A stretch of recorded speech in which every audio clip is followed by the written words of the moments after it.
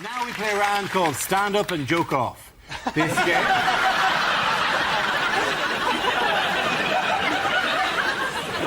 This game involves Mark, Andy, Frankie and Russell. So if you could make your way to the performance area, please.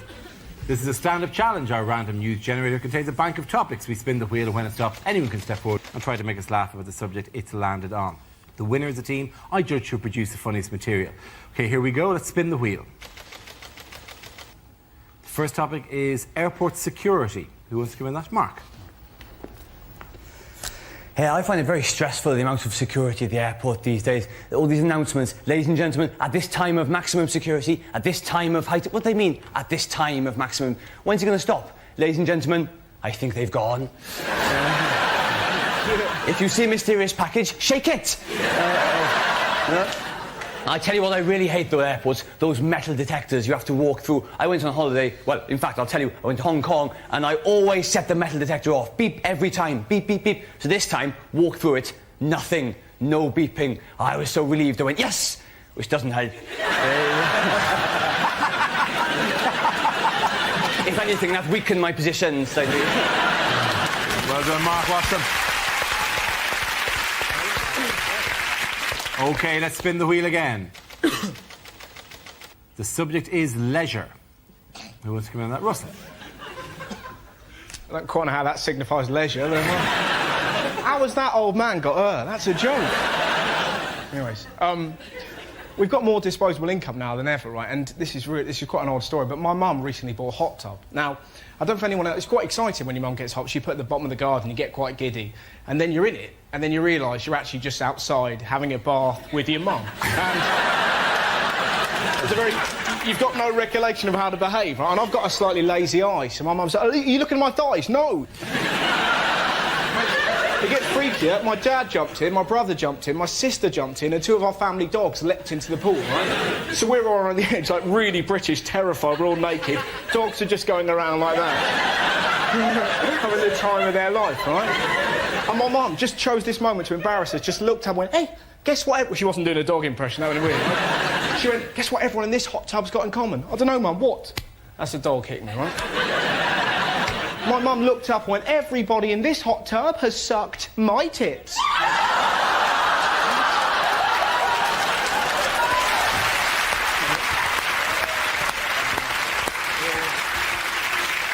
OK, that leaves us with Andy and Frankie. The next topic is... It's Britishness. Who wants to come in? Mr. Parsons. The photos. Yes. Britishness. For those of you who require more than just a setup to a joke, there's only two things we like, aren't there? Huh? Moaning and queuing. And why do we like queuing? So as we can have a bloody good moan about it.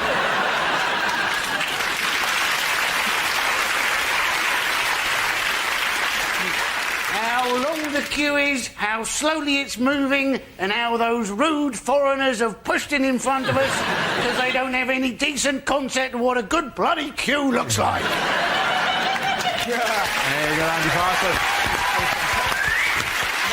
OK, Frankie, let's see what you've been left with. It's science. Scientists have just built the world's biggest ever super collider, and they're doing an experiment to find out what makes up protons. I hope that if the experiment's successful, the whole of our reality will dissolve and a big sign will come up that says, Level 2.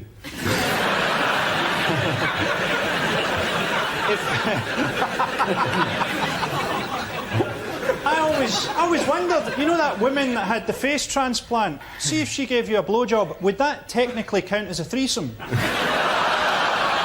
Thank you, ladies and gentlemen.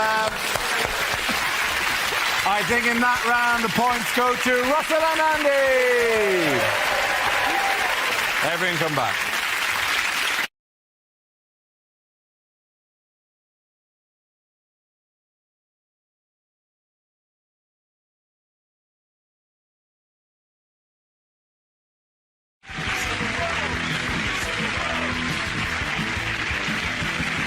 We start with a round called Headliners. Here's a picture of Prime Minister Gordon Brown with his immediate predecessor, Tony Blair.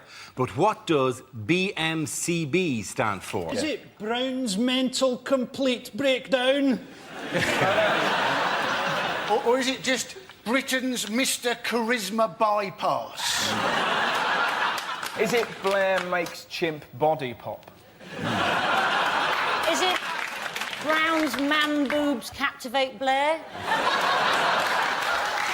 Is it Blundering Morons Crucifixion Begins?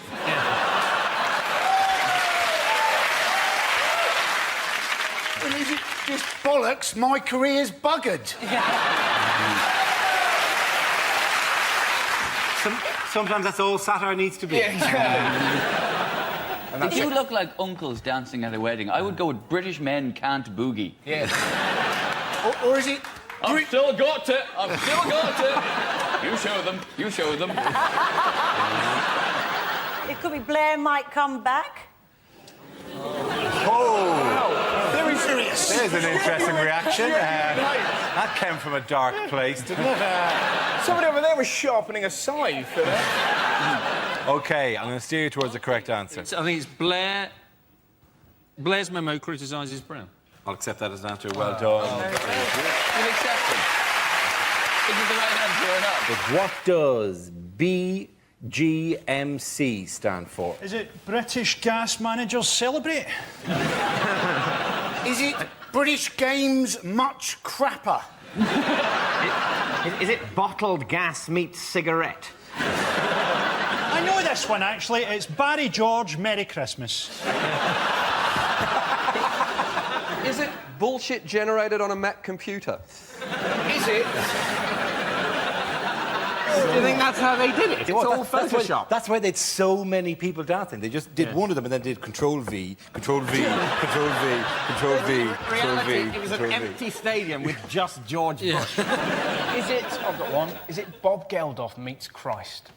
Are you sure it's not barbecue's gone massively cockeyed? Is it properly Beijing Games most costly, I would have thought? Yes, it is. Very good. Well done, you, Jack. Here's a picture of Michael Jackson. But what does JFNG stand for? Is it Jackson's face needs grouting? Jackson finds nose gone, possibly.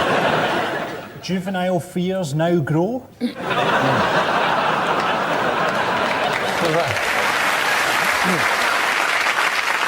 Jury found in Neverland Garden.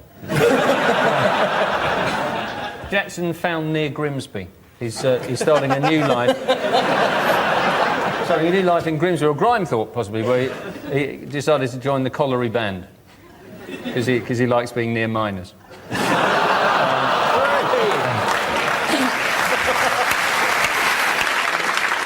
You know, he's now set up a website and a wristband that says Make Puberty History. That's just for legal reasons. He was found innocent, by the way. No. Yeah, we're not disputing that, are we? No, I think what they meant was not guilty enough. Did you see the bit after the verdict came out when the announcer on the BBC went, at least Jackson can now get back to living a normal life? as he rides out of the courtroom on a talking gorilla. Oh, it's back to normality! But I was hoping that he'd be found guilty just so that you could see people outside with those banners saying "I love Michael," just gradually and awkwardly putting them down. I'll leave that there. Slowly taking off the one white glove. Get off! Damn, it's stuck on my hand. I can't do it. It seemed to all come down to that one juror that said, "Oh, I just didn't like the way that the mother of the boy clicked her fingers at me." Oh, yeah. That's not enough. And he would have actually been found guilty if he was black, I reckon. I'll give you a clue. The J stands for Jackson. Is it found not guilty? Yes, it is, of course. The action is Jackson found not guilty. Well done, Hugh. Give him an applause. We start with a round called Headliners. Here's a picture of Prime Minister Gordon Brown in buoyant mood, but what does ROCB stand for? Is it what he looks like when he smiles? Is it really old, creepy baby? Is he just really desperate about his election chances now? He's only got one thing he can do, and he's going, right, OK, call Batman. Is it ruined our country, bastard? Is he just giving a weather forecast? Is it rain, occasional cloud, blizzards? Is it row over Cameron's bedroom? He's already in there, measuring up the curtains. What are you doing? Do you think he's actually just found a way to solve the national debt? Is he going, rollover could be billions? Is he going, there's a robin on the corner of the building? It would be nice. It would be nice if he just got more distracted by wildlife. That would be quite sweet. He's just trying to draw attention from the polls. No, there's a robin on the corner of the building. It's a true purpose. It's a true purpose that your government's in chaos. Is that a chaffinch? Is it what he's going to do on May the 6th? Is it going to be removals ordered, cab booked? Would I be right in thinking the art was something to do with recession, It would, Dara? yes, you would be right. Is it recession over complete bullshit? Not that. You're halfway there, Mark. That was lovely, the unemployed people. That's it, yeah. We live in Poundland. Is it recession over confirms Brown? That's absolutely correct. Yeah. Well done. He always does it right now. First round is called Headliners. Here's a picture of some cattle enjoying the British countryside in happier times. But what does FAMB stand for? Is it Farmers Assemble Massive Barbecues? Farmers are miserable bastards. Is it fantastic? 1 million burgers. It's actually to do with their earrings. It's actually Frisians admire Mildred's bling. Farm animals must burn. That's probably as close as you're going to come. At the point of seeing too literally minded, would somebody like to tell me what the answer actually isn't? And here's a clue. FAM probably stands for foot and mouth. Foot and mouth back. Absolutely right. Well done, Hugh. Congratulations. There you go. Very good. The answer I was looking for was foot and mouth back. The disease was diagnosed in cattle at farms in Surrey and is the first outbreak since the epidemic of 2001 that cost the country an estimated £8 billion. Here's a picture of American presidential candidate Barack Obama meeting Gordon Brown this week. But what does BOTE stand for? Is it Brown overdoes the ecstasy? Is it Brown orders Tango Enema? I think you know when you've had a Tango Enema. I think it is probably Britain's oddest twins exposed. Is it Brown impersonates cricket umpires? Yeah. Not taking the game seriously. Take the game seriously, It's very difficult to get all the letters right. You're not getting the rules of this at all, are you? It's very hard to get the letters according to the words. That's why it's a quiz. Is Gordon Brown watching Bill Oddie's tit extravaganza? To be honest, that is a TV show that needs to be made. Yeah. That's fantastic. Is it Brown's Old Todger Explodes? If it is, it's a shame that they didn't get that in the picture. Yeah. Sorry, Mike. I've got one that fits, I think. Do the letters match the words you're going to say? Is it? I thought today we could have actually had Carol Vorderman reveal the letters. She needs the work. Is it Brown orders tree explosion? Tree explosion? I think there's very little we can do to help you. Is it Barack Obama tours Europe? Yes, it is. Very good. The answer I was looking for is Barack Obama tours Europe. This refers to the presidential candidate's recent whistle-stop tour. After visiting Berlin and Paris, he ended his trip in Britain, where he met Gordon Brown, David Cameron and Tony Blair. Here's a picture of the effects of this summer's adverse weather. What does RFHB stand for? Is it Reading faces hosepipe ban? Is it Rivers flooded? Help! Batman! Is it revenge for homosexuality and binging? Is it rabbits found holding breath? Is it rumour flooding has begun? I think it's past a rumour at this stage. I like the gentle, soft sell approach you're taking. Is it record floods hit Britain? Well done, Andy. We start as ever with our round called Headliners. Here's a picture of former Prime Minister Tony Blair recently. But what does BGBC stand for? Is it Britain's greatest bullshitter celebrates? Is it, in fact, Blair's guilt-free, blood-stained conscience? Is it... That was a lovely laugh.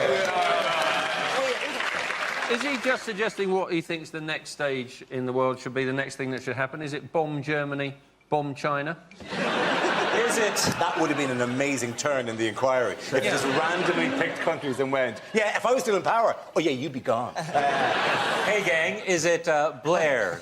Great Britain's catastrophe. Oh, I'll go there. Is it just a description of him? Is it like balder, greyer, besotted by cash?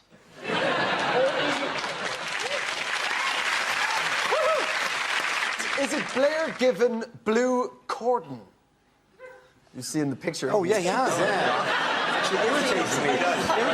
Is it, in fact, everything the British Army didn't have when we went to war? Bullets, guns, bombs, choppers.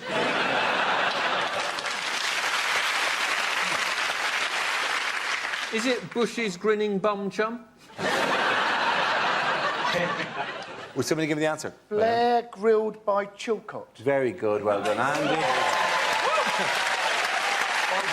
Here's a picture of the Prime Minister speaking recently. But what does CATL stand for? Has he just gone really straight? Is he saying, cuts and ting like? I believe that's how people... Yes. Is it CNA totally looted? Is it, in fact, a lot of the stores that were looted that Cameron has never set foot in his life? Costcutter, Argos, Tesco's, Lidl. Is it Cameron attempts tit lunge? Samantha? It's dancing. It looks like he's dancing. It's Cameron attempts the lambada. Is it Cameron's a tosser? Lol.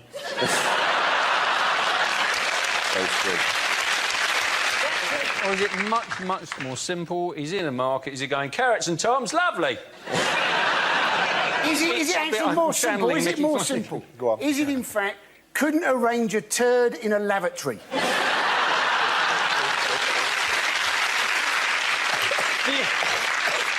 Do you often find yourself arranging turds in lavatories? Well, that has come out at entirely the wrong angle. This pleases me. Pass me the turd wrangling implement. The correct answer, please. Is it Cameron advocates tough love? Very good. Thank you very much for your Dennis. Here's a picture of two of the world's most powerful men getting to know each other on a golf cart. But what does BCSR stand for? Is it buggy contains stupid redneck?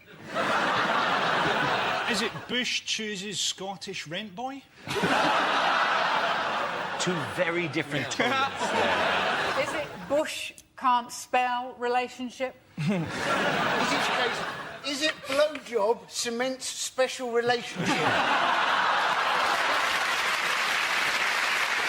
Is it Bush coming, Scoob? Rikes. Is it brilliant chance, sniper required? So the SR will be special relationship. SR will be special relationship, yes. Is it Brown continues special relationship? It is, of course. Well done. Here's a picture of Leader of the Opposition, David Cameron. But what does TLEC stand for? Is it Tories launch exfoliating cream? Where would you put it? Or is it the Top Man launch Eton collection? Or is it just simply tosser leading everyone to catastrophe?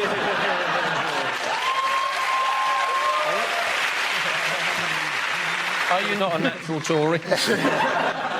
Or is it Tory launch extremely Caucasian? I think the people he's shaking hands with are that actual size, and it's tiny little elf convention. The elf vote is just screaming to me. It's enormous. It is ironically, it's an enormous vote. Is it tits, lips, eyes and chin? Everything he's got done in the poster. Is it his full name? Tarquin Linus Edwin Cameron. What's weird about it is, and this isn't nothing to do with the initial, he appears to be in black and white at the front of the photo and in colour at the back. It's like the Wizard of Oz. He's like in black and white until the election, whereupon... the King of Munchkin Land. I know the answer. It's Tory leader effortlessly camp. Did anyone give it something approaching the correct answer? I think You're the sensible one. Tories launch election campaign. That's close enough. Genius. Well done. That's good. You call headliners. Here's a picture of a packed House of Commons recently, but what does PTFC stand for? Is it pissed tossers face chop? Is it Parliament too few chairs? Is it in fact just everything that they've spent money on? Porn, televisions, furniture, castles. Is it perspective tempts 15-foot cameraman? Is it politicians turn out for free cakes? Is it about the least recognisable man in politics? Politicians try and find Clegg. Or is it they're actually playing a game, pick the fattest Conservative? Is it in fact the new Labour car scrappage scheme? Toyotas for Conservatives. Imagine how good that'd be if I managed to say Prius and Toyota. Personally, I drive a Prius. The handling is incredible. You drive my new Prius, darling. Yes. It goes 0 to 60. Or is it performers try find caption?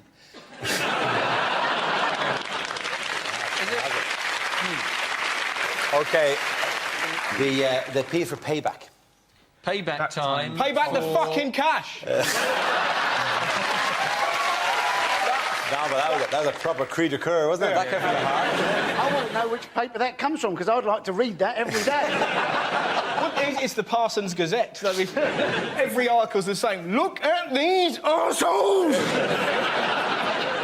It's not that particular, but the payback what? Payback time for Commons. Well done, very good. Thank you very much. Cheers. Yes, the answer I was looking for was payback time for Commons. This is the news that MPs have been ordered to repay over £1 million of their expenses following an audit of claims dating back to 2004. How do we feel about the MPs' expenses? It just refuses to go away, this story, doesn't it? It's like thrush. Every time I open the paper, it's back. I'm fed up with hearing certain MPs say, it's legal, it's legal. So standing outside an old folks' home dressed as Harold Shipman, just don't do it.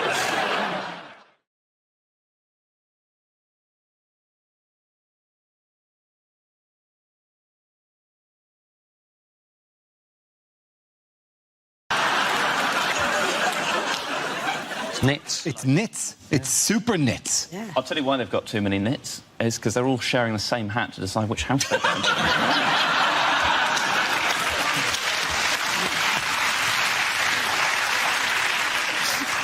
I feel bad about not knowing this, except it is from a children's book. Oh, it's about 40 pages into book 1. Knock yourself out. I'm not going deep on Order of the Phoenix here. Whereas something like Robot Wars is really adult, isn't it?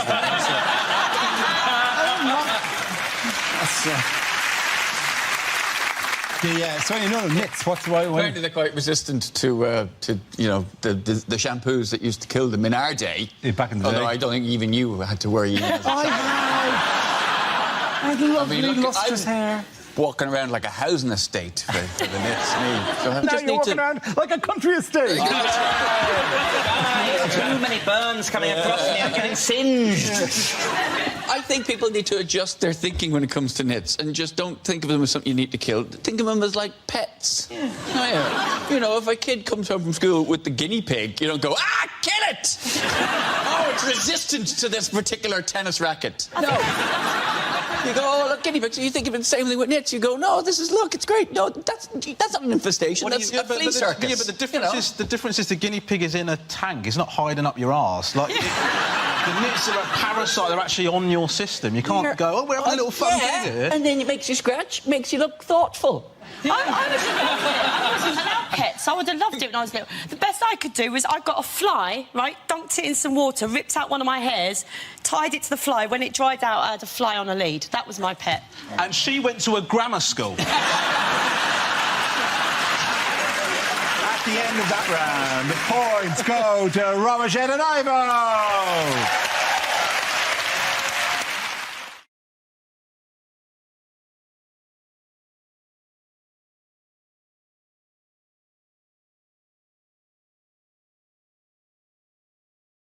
It's Christmas time, and we hope you're all enjoying the season at home as much as we are here in October. But now, in the past, people have said we don't try harder to be festive on this show, so this year we're going an extra mile. We decided to buy each other Christmas presents, so let's see what everyone got. Chris, I'm just going to go to you first. OK. Well, my first present is for Hugh. I've bought everybody a bit of headgear. That's for Hugh. First. So we're going to put it on? Yeah, you got to put it on, yeah. That'd be nice, you know. It's Christmas Day, you've got to do that, haven't you?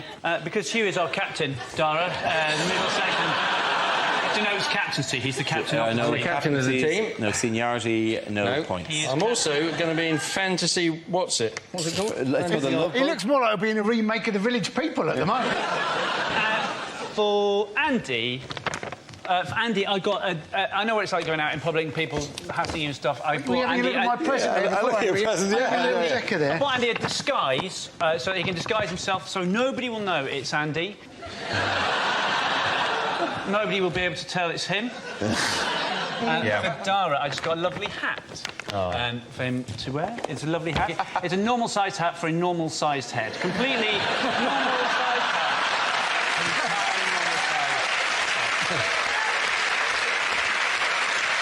I've got a present for you that hasn't been wrapped. That's all right. I'm really sorry. It is socks. I know that's boring, but they're not ordinary socks. They're DVT socks. Because I'm very worried about how little you move around, and I don't want you... Normally, you'd have to worry about it on a long... Yeah, it'd be on a long-haul flight you'd have to worry about it, but... Yeah, I haven't seen you walk for... Well, since 2005, so... I've also got a present for Chris here. Because, well, it's really a present for us more than anything. It's, put this on, right? It's just a game, really. You put that on. You just put that on, OK? And then for the long periods... You so look like John McEnroe at a You do. And for the long periods of the show when Dara doesn't bother to look at us or talk to us, we can just play. Where did that go?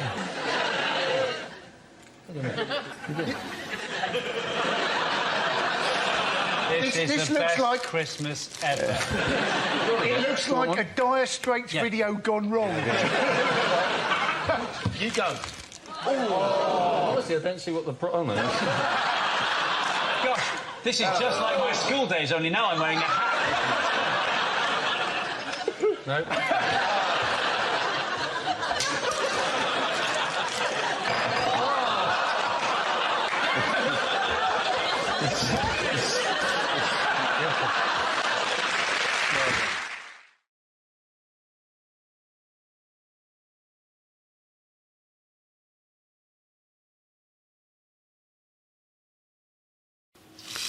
Things you wouldn't hear on a fitness DVD.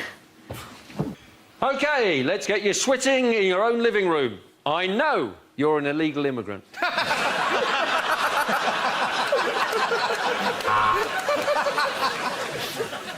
Today we're going to work on our 3 problem areas. That's bums, tums and Afghanistan. do you want rock-hard buns? Then you need to get to Greg's at around 5 o'clock in the afternoon. Really stretch it out. Come on, really stretch it out. You're nearly there. Can you feel the burn? Can you? Good. OK, now you've got your leotard on, we can do the exercise. So that's 3 minutes in, and it's time to wave goodbye to our American viewers.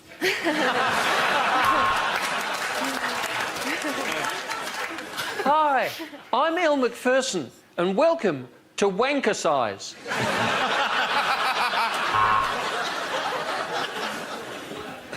Hello and welcome to Get Thin on Heroin.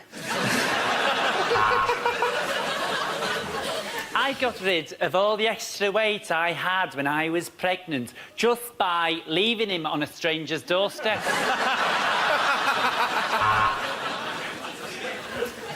If you find weights really boring, do what I do. Don't wait. Now, I find squats very important because I can't afford to pay my own rent. Are you still too big to fit into that dress?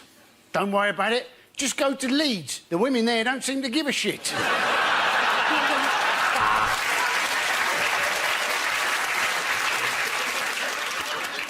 And now I can completely fit into the bikini. Of course, sometimes my cock flops out. But...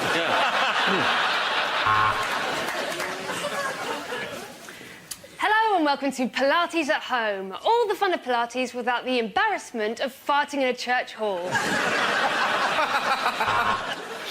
Hello, and welcome to Dara O'Brien's Bunga Bunga Workout.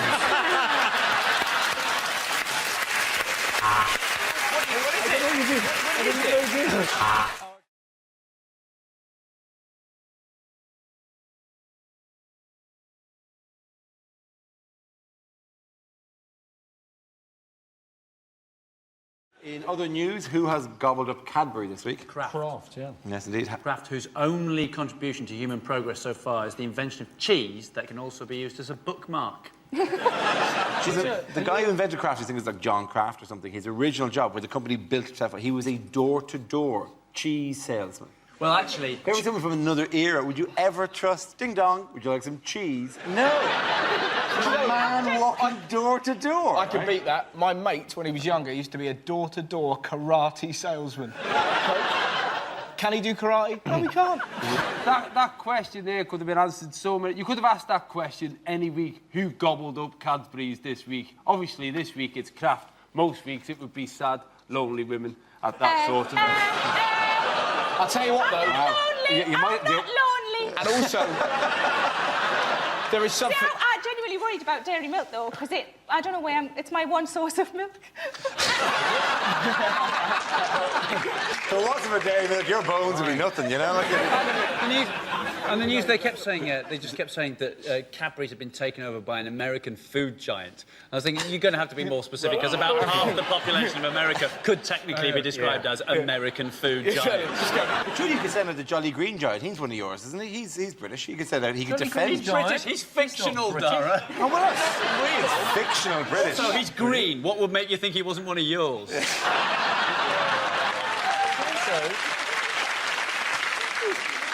It was more the smugness of him, to be honest. It was more the oh, Green Giant. Fuck you, you prick. What would be great if when Cadbury shuts down, if just a load of Oompa Loompas come out of the gate like that. I was actually shown round the Cadbury's factory just south of Did Willy Wonka take you? And basically what happened was, you'd think when anybody works in a chocolate factory probably wouldn't be that interested in the product because they're around it 24 hours a day. I was shown round by 4 of the largest ladies I've ever met. And their job was the milk tray would come on a conveyor belt and any imperfect ones that came along, they had to pick them up. And they'd literally go, that's not perfect. That's not perfect. Right? And the brilliant thing was, if there wasn't, if everything was perfect for about 5 minutes, they'd just stick their finger in one and go, not perfect. Can anyone worry about British institutions becoming foreign when the royal family have been German since 1700?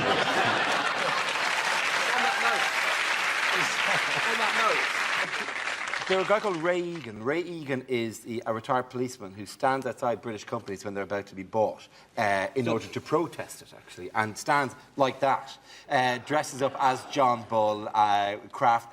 What I love about it is the fact that he goes, hey, hey, not just Kraft go to hell, but hey, so Kraft will turn, yeah? Go to hell. There was this big thing with all the phone debates when people were phoning up complaining, and it was beautiful moments of radio. I don't know if anyone heard it, but there was a woman on the phone saying, it's terrible what they've done, it's terrible that we're allowing them to sell a British institution like Cadbury's. And the radio presenter, it was Jeremy Vine, he actually said, well, are you going to join the calls for a boycott of Cadbury's chocolate? She went, oh, I won't go that far. My sister bought me a box of 48 bars, the standard size bars of dairy milk for Christmas, and I think she thought it would be like one a day and it would last for ages, and I just opened it with a kitchen knife. I did think about putting them all out on the bed and like writhing around naked like an indecent proposal. Don't do that. Never mix sex hard. and chocolate. Women tend to look like morph. OK, getting that round the point to Russell, John and Andy.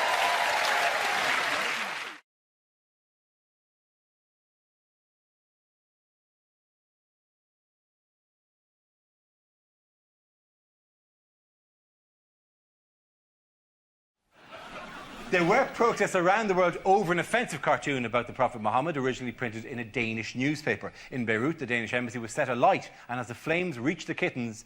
Let's do that again. The flames did not reach the kittens. What are you doing in this Danish embassy? Meow! The beautiful human interest story of just kittens pawing at the window. But who shall save the kittens? I know, the Powerpuff Girls. All right. There were protests around the world over an offensive cartoon about the Prophet Muhammad, originally printed in a Danish newspaper. In Beirut, the Danish embassy was set alight, and for sakes, all I can see are their little faces.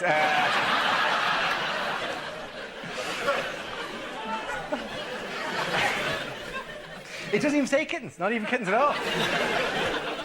OK, I belong here. I deserve to be here. I'm a professional broadcaster, right? Yeah, top of the kit. There were protests around the world over an offensive cartoon about Muhammad, originally printed in a Danish newspaper. In Beirut, the Danish embassy was set alight, and as the flames reached the kitchens, several passing vegetarians suddenly thought, ooh, that's the one thing I miss most. Yeah, do you know, the kitten stuff was better, wasn't it?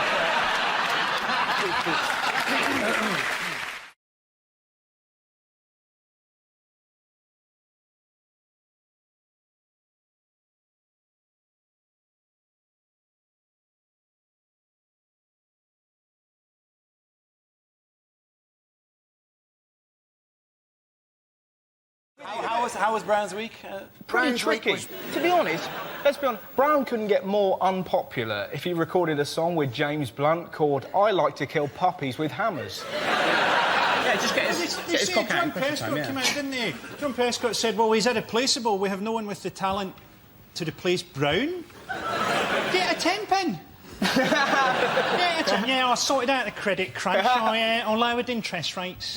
But where do you make the coffee? You know, the Tories aren't going to... the Tories are loving this, presumably. Yeah. They can't even attack Brown at this stage because he's so weak. It would actually look like bullying if they tried to make any points against him. When they did the Glasgow East by-election, the Tories, they couldn't attack Labour, but what they wanted to do was to get as few votes as possible so that the SNP would beat Labour. So Cameron turned up in Glasgow and said, Scottish people are too fat because you drink too much.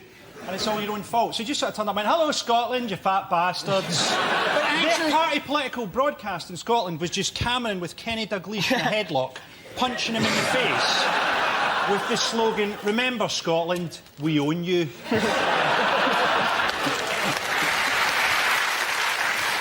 So amidst all these general calls for his head, what is Brown doing now? He's on holiday. Yes, he is. He's gone to Suffolk. Now, immediately, by the way, we're not saying he immediately went on holiday in the car. They're all on holiday now. It's a scheduled vacation. They attacked what he was wearing. Did you see that? They attacked. They're going, oh, you know, why is he not wearing shorts and a T-shirt? Yeah. What do they want him in, like a Borat-style mankini? sorry, but I think that's the best photo I've ever seen of Gordon Brown. Absolutely. I think he looks really cool. I think he looks like George Clooney. What are we criticising them for? It's not like they can go and have a normal holiday. Yeah. You're not going to vote for someone who goes to Corfu and spit roasts an overweight club rep.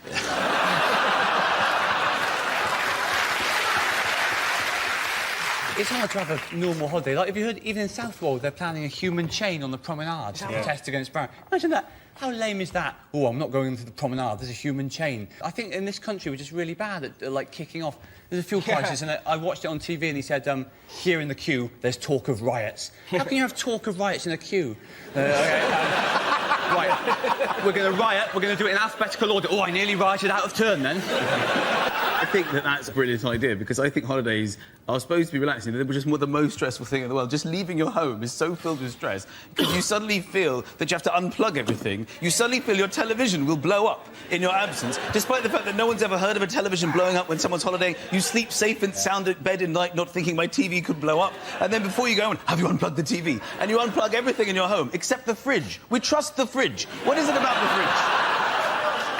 You think the fridge wouldn't do this to me?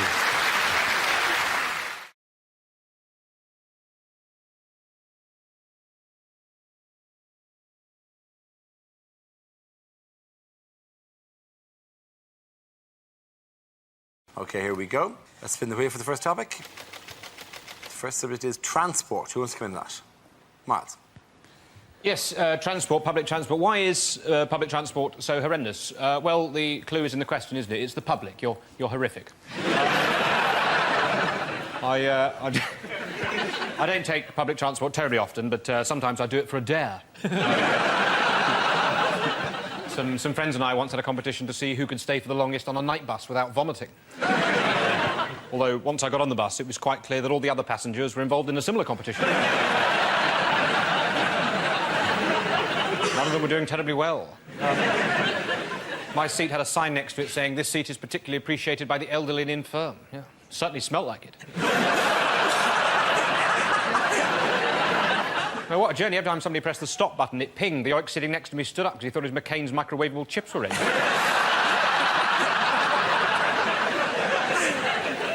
Brutal.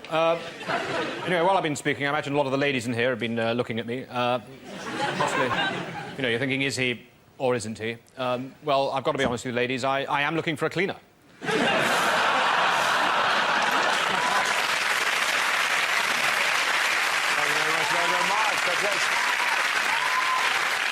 OK, let's spin the wheel again.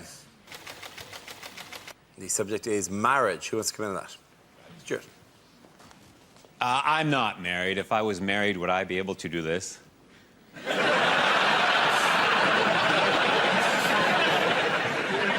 For that long? I am married. My wife and I met at a castanet class where we clicked. That's not entirely funny. No, we actually met in a museum, and the rest is history. 14 more. No, we actually met at a driving range where we hit it off. Can't be true. No, we actually met in a library. That's novel. Ooh. No, actually, Wayne Rooney introduced us. It was a no-brainer.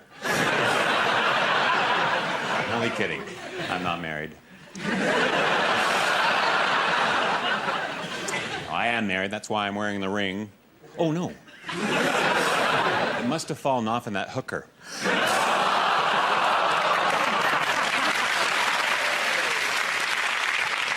Anybody who's married knows what I'm talking about when I say this, that you really find out about someone after you marry them. Like, for example, my wife doesn't have a peanut allergy. No, it turns out she has a penis.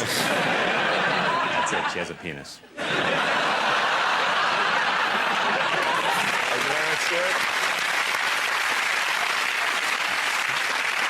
OK, that leaves us with Mickey. Let's see what you've been left with. Let's spin the wheel. And the subject is parenting. A few years ago, my wife and I had a baby. Well, we didn't have it straight away. We had to cook it up for a little while. And so she suggested we go to these classes run by the National Childbirth Trust in our local area. They're very middle-class antenatal classes. They're run by this fascist breastfeeding woman. Who's basically, you can go to her home on a Tuesday night, she's breastfeeding her 9-year-old son during the session. It's not awkward, all the men are checking the coving out. It's come away up there because they should have put glue both sides. That's... No, she's still doing it. What are you going to do? And, I think by week 4, she's running out of ideas, so she started on the men. She said, I'm going to ask the men this evening, the men are coming on board. How might they benefit by giving birth to the baby themselves? Can we talk about those benefits? Now, there's 6 of us in a circle. I'm in trap 3, not the best position, the worst one either. Chap number 1's in the best position. He said, if you gave birth to the baby yourself, he said you'd have an empathy with womankind and her struggle over the centuries, creating a greater relationship with your partner. I was thinking, oh, cobblers, I was going to use that one. Chap number 2 dug in, fair enough. He said, well, if you gave birth to the baby yourself, he said you'd have a bond with the child at a more primeval, physical level. Started crying. Nice touch. Mother Earth looked at me, I'm having a panic attack. It's all gone a bit hazy. She said, Michael? I said, well, at least you'll be 100% sure it was yours. OK, the end of that round. The point's going to make it sound again.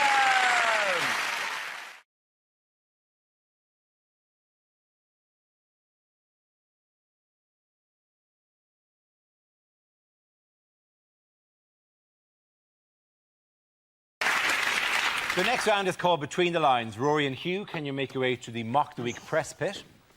In this round, one player takes the role of a person in the news giving a press conference, while the other says what they really mean. Rory, you're England football manager Sven-Göran Eriksson, talking about recent events. Well, hello, ladies and gentlemen. Hello, ladies.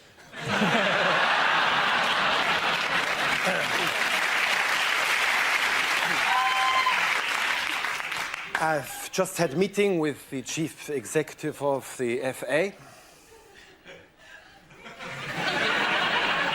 Well, he said he was from the FA.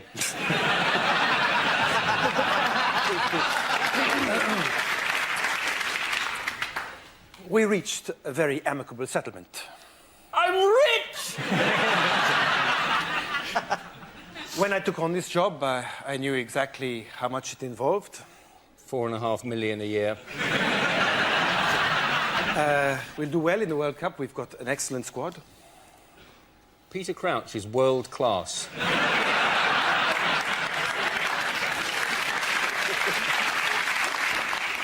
I would like to reassure you that my mind is very much on the job.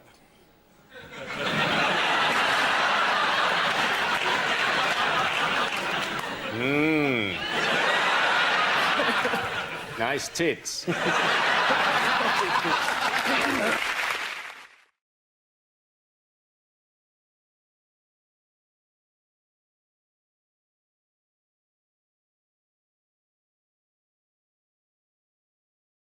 Why will Sir Ranulph Fiennes not be at home for Christmas? He'll be dead. He'll be dead in the snow. Like that. That's why. Why do people... They surely freeze like that. Why is it people always freeze like that? He's walking across the South Pole for Christmas. For Christmas. I love that song. Walking across the South Pole for Christmas. Chris Rea is I'm gonna best lose my They other reckon leg. for Ranulph Fiennes, they reckon it's going to be minus 90 at some point. Minus 90. A popularity rating Nick Clegg would kill.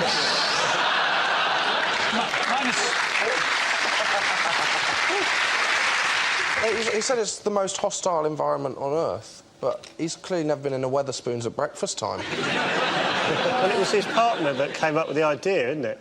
It wasn't him that came up with the idea, and his partner's not going, which I love. Yeah, we're going to go across the South Pole at winter. You come in. Nah. Hey, you go. I'll watch from here. His partner said it's because he would miss out on his pension. Okay, what? That is the worst excuse I've ever heard. Hang on, who'd miss out on the pension? Oh, the partner isn't going because they'd miss out on the pension? Yeah, he said it would affect his pension. Mainly because he'd die, I imagine. When he was 65, wasn't he? His pension. Is he... His partner's pension. Well, I read this. Is he gay? No. What? No, his travel partner. His travel partner. Oh, God, I thought I missed a big story somewhere around the way about Ronald Fine. We're going to go across the Arctic at night, and we are going to look amazing. No one's going to be able to see us.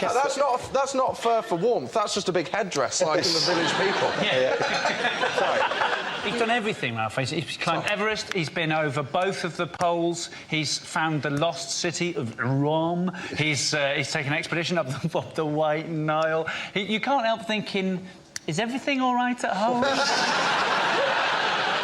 What are you running from? Yeah. What are you running away from? He took us on that expedition where he sawed his fingers off. That was with a saw that apparently he'd taken in case he needed to saw his fingers off. That's his pessimism, isn't it? Do you know the best thing is now that you can actually get that as an app.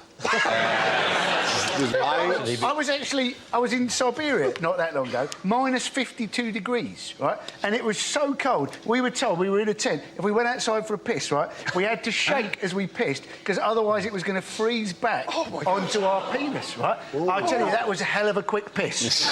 Nothing frightens you more than you thinking you might get frostbite of the penis.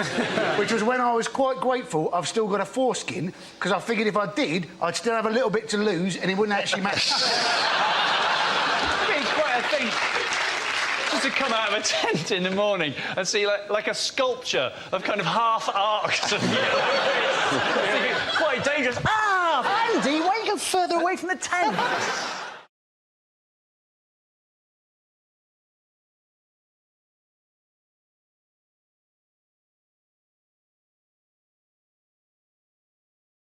The next topic is bad things to say at a job interview. What do I think of nepotism? That's a good question, Dad. Yeah, I served for 10 years in Afghanistan. I was in the Taliban.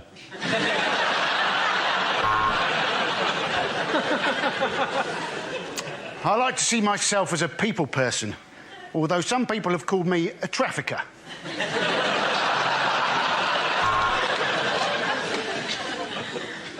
So I'm just checking. You definitely don't do a CRB check.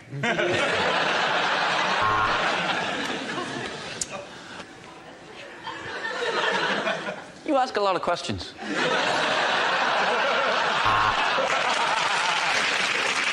Sorry, could you repeat the question? My ankle bracelet's beeping really loudly. Well, I am a fully qualified geography teacher, and the school's next door, is it?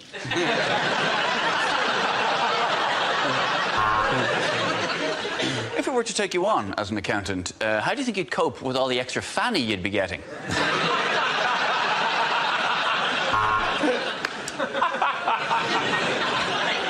Do I like jogging? Oh, I thought he said, do I like dogging? The answer's still yes. You've demonstrated a bad attitude, an inability to listen, and a complete lack of interest in others. Welcome to Ryanair's customer service team.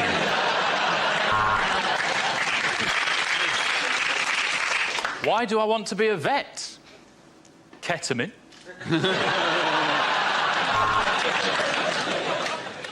Well, they gave me a tutu at university, so I just thought I'd wear it to the interview.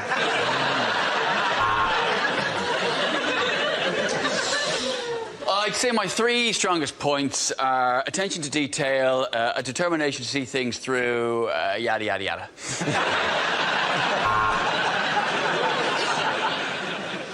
Yes, I think I would be the perfect candidate to make the platform announce.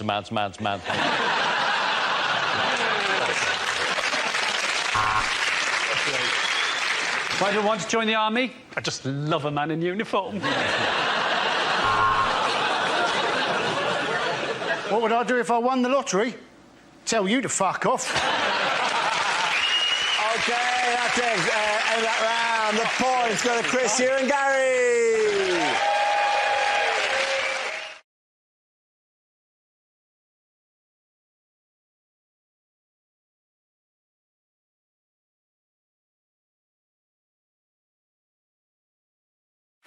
Now we come to our final quickfire round called Scenes We'd Like to See. This is for everyone, so if you could all make your way over to the performance area, please. I call it ideas for scenarios we'd love to see, and the performers come in with their suggestions. The first subject is rejected first lines for the new Harry Potter book. Harry thought of his magical adventures very differently now that he'd been diagnosed as a schizophrenic.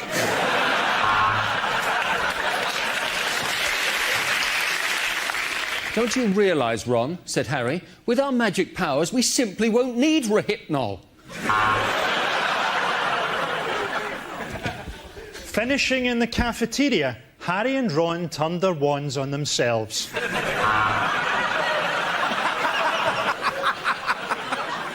It's not as good as that one. I am Lord Voldemort, and I am an alcoholic. Grease the goat! Grease the goat! Grease the goat! Harry stared at his own spectacles and thought, I can summon a centaur, but I can't fix my astigmatism.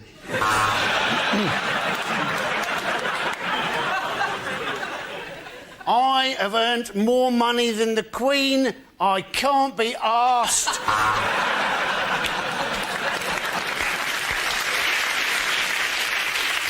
I'm sorry, Harry, said Ron.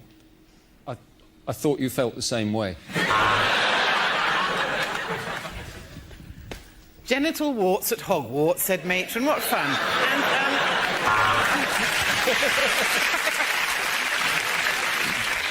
Harry wrapped the elastic round his arm and tapped the crook of his elbow, trying to get his vein up. Come on, you bastard, he said. Something about the spell must have gone wrong, because one of Harry's testicles had turned into a scorpion. It was October, and the beginning of Harry's 5th term at Feltham Young Offenders Institute. Show us where Dumbledore touched you, said the judge. Show us on the doll. The next topic is unhelpful things to say in a crisis. I know. Why don't we get the UN involved?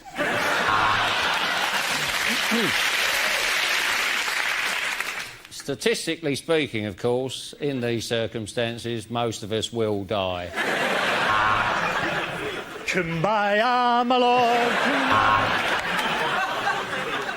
I think this 14th century text adequately sums up what I want to say. I know you're a hijacker, but I ordered a vegetarian meal. I know this is probably the wrong time, but I've got an erection.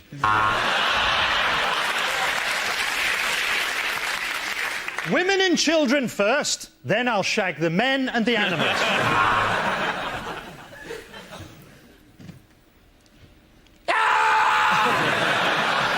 Give them all a round of applause, ladies and gentlemen. At the end of that, we're going to give the points to Frankie, Hugh and Ed.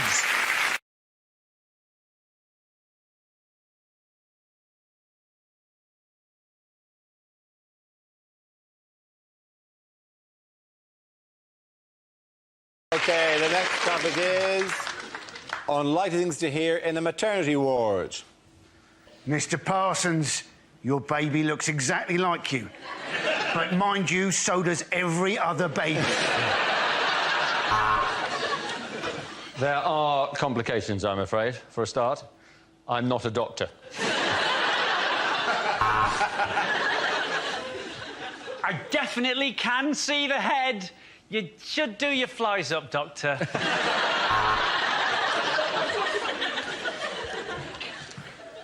Bad news, I'm afraid. He's ginger. Your Highness.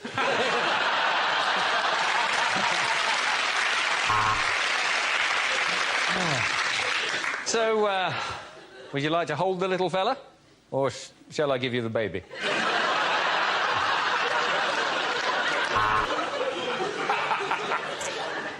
Mrs. Jones, I'm going to need you to push. And then when we've got the ambulance started, we'll try and get you to hospital. Oh, God, is that my baby? I've given birth to Andy Parsons.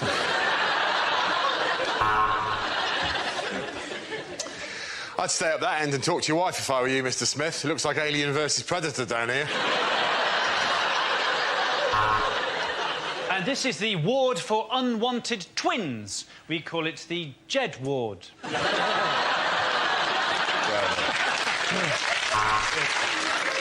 Basically, you just turn them over and slap them on the arse. These nurses' parties are great.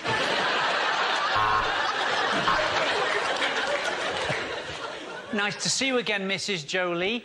If you'd like to just move along to the next window to collect your order.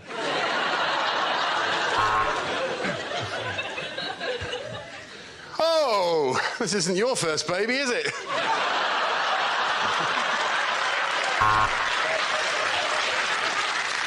You have a bouncing baby boy. I know that because I dropped him in the delivery room. OK, big breath in, hold it, and pass the joint to the midwife. If you're not in when we deliver your baby, is it OK if we leave it with a neighbour? The boys got a great Joe and Andy!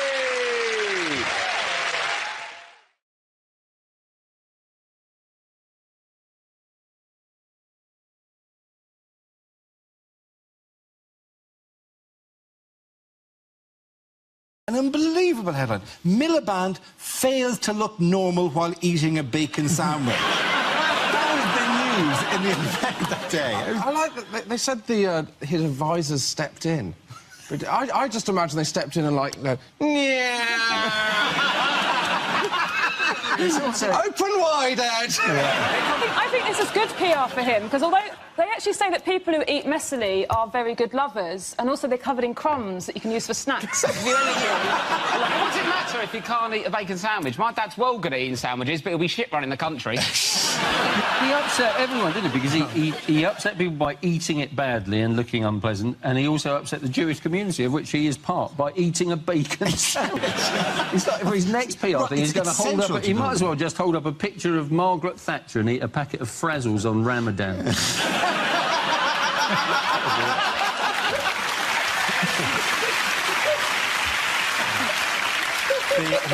What other gaffes is he purported to have made? He was asked to estimate how much the average family spent on food shopping, and his answer was, that depends how much you're spending, which is right. It's the right answer.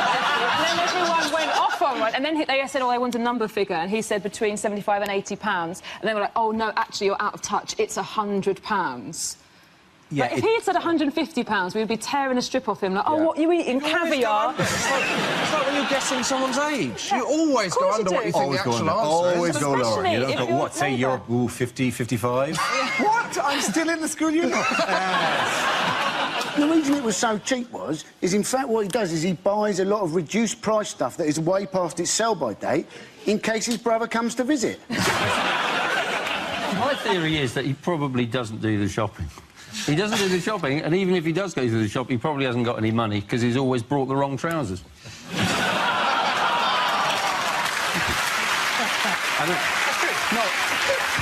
I had to think about that joke for quite a long time before I launched it. I don't want him to know how much groceries are. Like, I know that. I want him to know about things I don't understand, like the economy, healthcare and spelling. Yeah.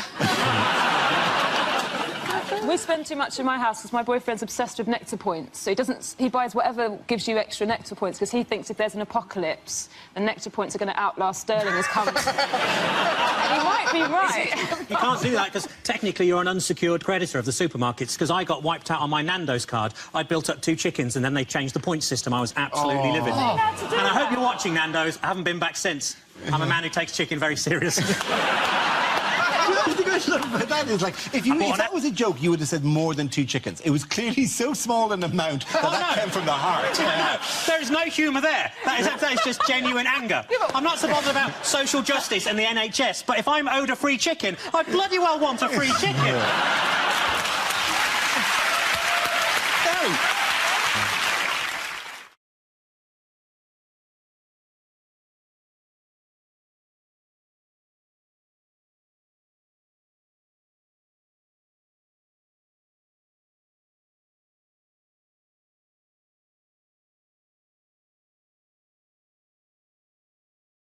It's Christmas time and we hope you're all enjoying the season at home as much as we are here in October. But now, in the past, people have said we don't try harder to be festive on this show, so this year we're going an extra mile. We decided to buy each other Christmas presents, so let's see what everyone got. For Chris, I'm just going to go to you first. OK. Well, my first present is for Hugh. I've bought everybody a bit of headgear. That's for Hugh. So we're going to put it on? Yeah, you got to put it on, yeah. That'd be nice, you know. It's Christmas Day, you've got to do that, haven't you? Because Hugh is our captain, Dara. The middle second denotes captaincy. He's the captain of the no, team. the captain of the team. No seniority, no points. I'm also going to be in fantasy... What's it called? He looks more like being a remake of The Village People at the moment. For Andy, I got I know what it's like going out in public and people hassling you and stuff. I bought Andy... my present. I look at your present, I bought Andy a disguise so that he can disguise himself so nobody will know it's Andy.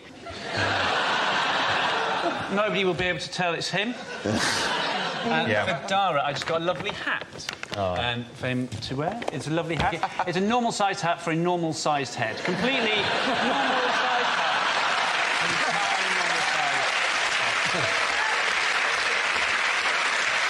I've got a present for you that hasn't been wrapped.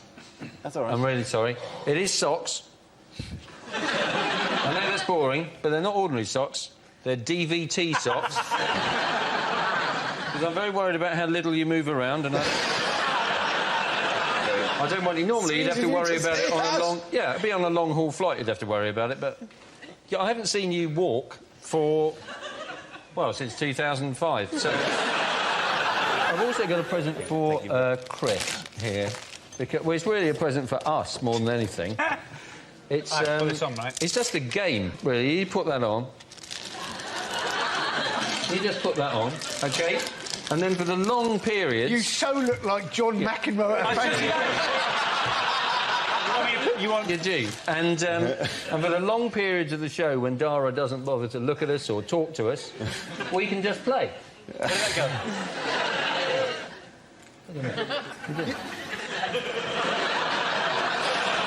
This looks like Christmas ever.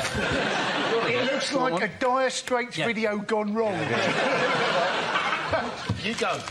Honestly, I don't see what the problem is. Gosh, this is just like my school days, only now I'm wearing a hat.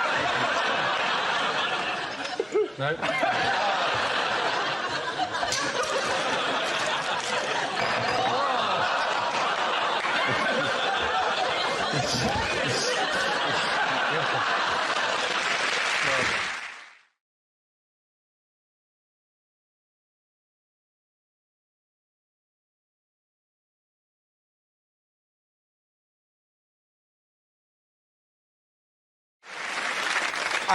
Of all weeks, this week where there's been a bank holiday in England would be a very good week, because I would imagine up and down the streets of England there have been millions and millions of bins left out for 24 hours because people forgot, because it was a bank holiday, that the bins would be collected a day later. I don't know if you drove to any street at night, there are loads of bins out that people forgot, because we're stupid, and frankly, we pay money so that you'll do it, so that I don't have to worry about that, and the bin fairies will come along and make the rubbish go away. Can I check something? Are you only supposed to put your bins out, what, on a certain day or something? Yeah, that is the way it works. You're not supposed to leave the bins out and after every meal walk out with a plate and just scoop them into the plate. Well, there you go, that's what a maverick I am. I'm having 3 shits a day and I'm putting my bins out whenever I want. Nobody stop me. And have you noticed that, like, people in your street are getting more and more hostile with you? Yes. Yeah. I thought it was my appearances on this. You're probably quite charmed by that. But the fact that you just pile up household effluence... What if the time that I'm supposed to put my bin out, I'm having one of my 3 long shits? Where are you having long? It's not like a mail train where, like, you have to hold your bin out at exactly the right moment.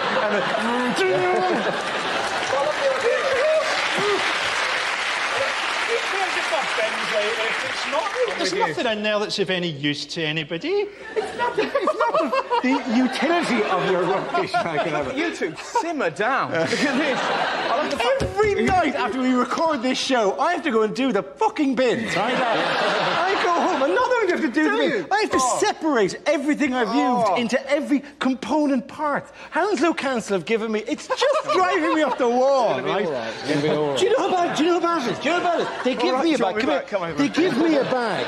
Every 2 weeks, I have to fill a bag with garden waste. Oh, not I have to go to parks and collect leaves and put it in the bag.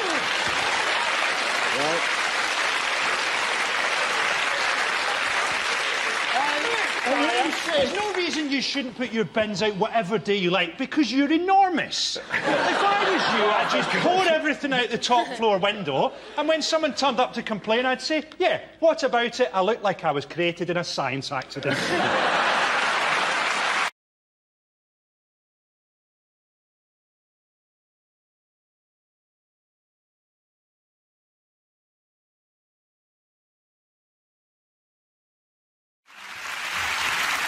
The next round is called Picture of the Week. I show the panel a topical image and ask them to tell me what's happening. So, what's going on here? Is this a picture of what Donald Trump refers to as patient zero? Worst Stevie Wonder tribute ever. Peter Stringfellow emerges from another cracking night at Angels. Hands up if you made a bracelet out of some spare handbag chain. By the reflection in her glasses, she appears to be looking at a tornado of some sort as well. She's trying to prove she's not an ageing candidate, but she's left her napkin tucked in from dinner. That soup gets everywhere, doesn't it? Because people have been saying she's using a body double, haven't they? And I think, well, it's nice to see Judy Finnegan back in work. I think the answer you're after... Yes, Hugh? What is that? That is Hillary Clinton. Thank you very much, Hugh. Yes. She's mocking Donald Trump with her normal-sized fingers. Yes. Look at these. Yes, this is a picture of US Democratic presidential nominee Hillary Clinton in New York, where she was taken ill this week after being diagnosed with pneumonia. Is this like a huge bump in the road for her? Well, yes, because people say, oh, no, she's got a cough. Let's elect a racist instead. Because he's done many things, but he hasn't coughed recently. Yeah, it's this idea. Even if she's dying, even if she's dead, we're better off electing her. I have pulled stuff out of my shower drain that would be a better president than Donald Trump and would look better on his stupid head. I think it's very shrewd of her to get a disease that Trump supporters definitely can't spell. He's furiously looking to N in the medical dictionary. Maybe there's a K in front of it. Trump's got to be careful, like, you know, just keep going on about her health all the time. Look at him, right? If a heart attack was a person, it would look like Donald Trump. But that's the problem, because you've got older candidates. I think she's 68, he's 70. Not like in England, obviously. Cameron can get in. He can rip the country in half for the sake of a power play, and boom, he's back on the after-dinner circuit before he hits 50. Nice. What are the claims that have been made about Hillary's health? That they're using a body double. Yes, exactly. She's using a body. She's 2 weeks, that it's not actually Hillary. And I think, well, you know, it wouldn't be the first time that she's got someone else to do the difficult jobs for her, would it? Monica Lewinsky. Yeah. Thank you for the clarity, brother. Thank you. So I'll just spell that out. Yes, various claims, you know, because God love us. It turns out the internet is full of people who have these theories. She's had several strokes, apparently, and suffered some seizures, that she wears adult diapers. The National Enquirer claims she'd be dead in 6 months last September. A Republican congressman said she had special needs and was mentally impaired. Forensic pathologists suggested she is being poisoned and that she has multiple sclerosis, Parkinson's, HIV, vascular dementia and lupus. These are all claims made about all that taken into account, she's looking fucking amazing. She is. Donald Trump looks like he's using a body double, and it's inside of him trying to get out.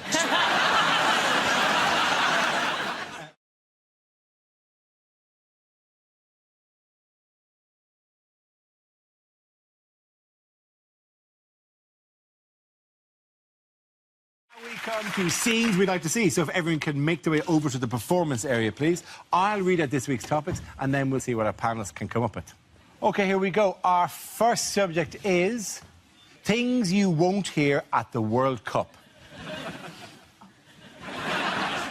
No one's guaranteed a start in this England team. The only thing that's nailed on is Wayne Rooney's hair. Oh, that was a horrible two-footed lunge, but it was the only way I could shut Phil Neville up.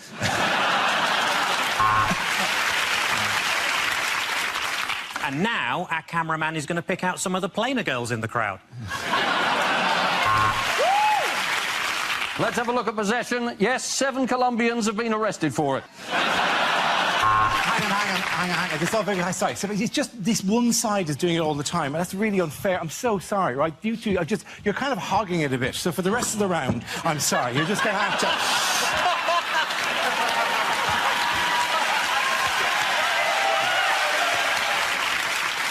Things you won't hear at the World Cup. Dun dun dun dun dun dun dun dun dun dun dun dun dun. Sorry, excuse me. It's the first time that most people have ever seen Dara's legs, ladies and gentlemen. That's Messi. Oh, Messi. Yes, Wayne Rooney should never have a half-time orange unsupervised. There's little doubt now that Cristiano Ronaldo is one of the world's all-time greatest twats. Welcome to Sugarloaf Mountain, the hardest level on Candy Crush. And that's a very soft tackle, as Pele hasn't taken his tablets yet. Is he the finished article? That's the question. He did very well against Italy, but Sterling has traditionally performed very badly against the dollar and the yen. And now we go over live for Nigeria against the Ivory Coast and our commentator, Ron Atkinson.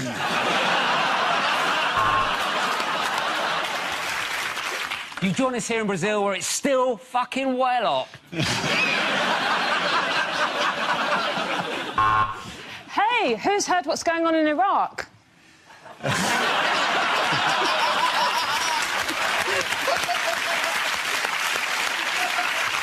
There's 6 Brazilians in the wall and 2 in the foundations. That's the mafia for you. 4 years later, Paul the Octopus is back. And what a stew he made. Andre Pirlo, the only player in world football to be named after the Palestinian Liberation Organization. There you go. OK.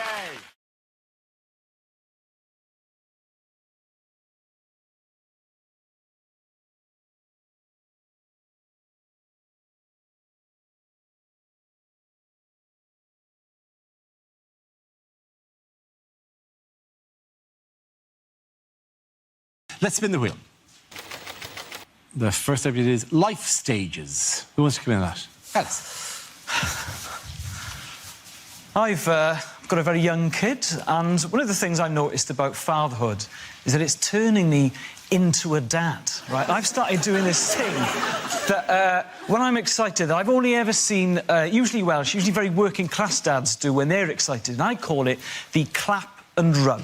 OK, so if my mum, for instance, said, oh, I can't be bothered to cook tonight, why don't we have fish and chips? My dad, because he'll excited, will go, fish and chips? Fish and chips?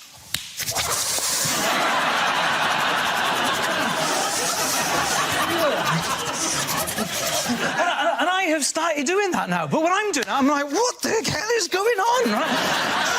Why am I clapping and rubbing my hands? But it's an amazing thing, the clap and rub, because it's so versatile. You can use it to display excitement about anything. So you're like, oh, I'm going out for a drink with my friend Dennis. Oh, the inquiry found me not guilty. Another thing with having a baby is I think it brought on a midlife crisis. One of the first things I did when she was born was that I joined a boxing club, like a proper spit and sawdust South London Boxing Club. I don't want anyone to be frightened at home, because I'm not hard bloke, because at my level, boxing is almost exclusively skipping. I am absolutely incredible at skipping now, but I don't know how this is going to help me in a one-on-one combat situation. I'm so be walking down to Marley Way late at night, and a bloke will be like, "Oi, give me your phone and your wallet." I'll be like, "What, are you mugging me?" "Yeah, I'm mugging you." "Yeah, you mugging me?" "Yeah, I'm mugging you." "Yeah, yeah, yeah." "Well, try it." Thank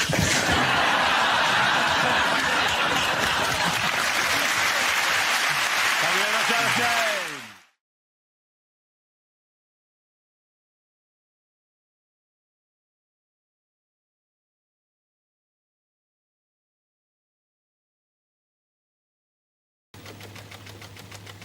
It's obesity and diet.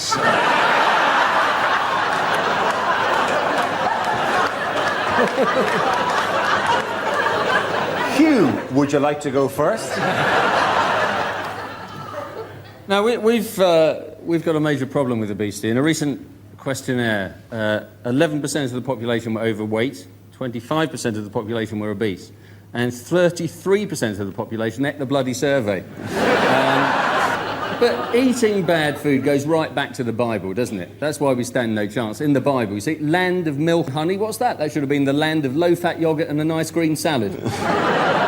And as for the loaves and the fishes, what was he cooking? Cod in breadcrumbs. What chance do we have? Very good, Hugh. But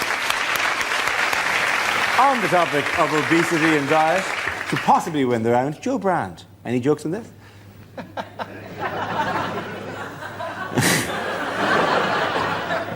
I might just move the microphone stand because you won't be able to see me otherwise.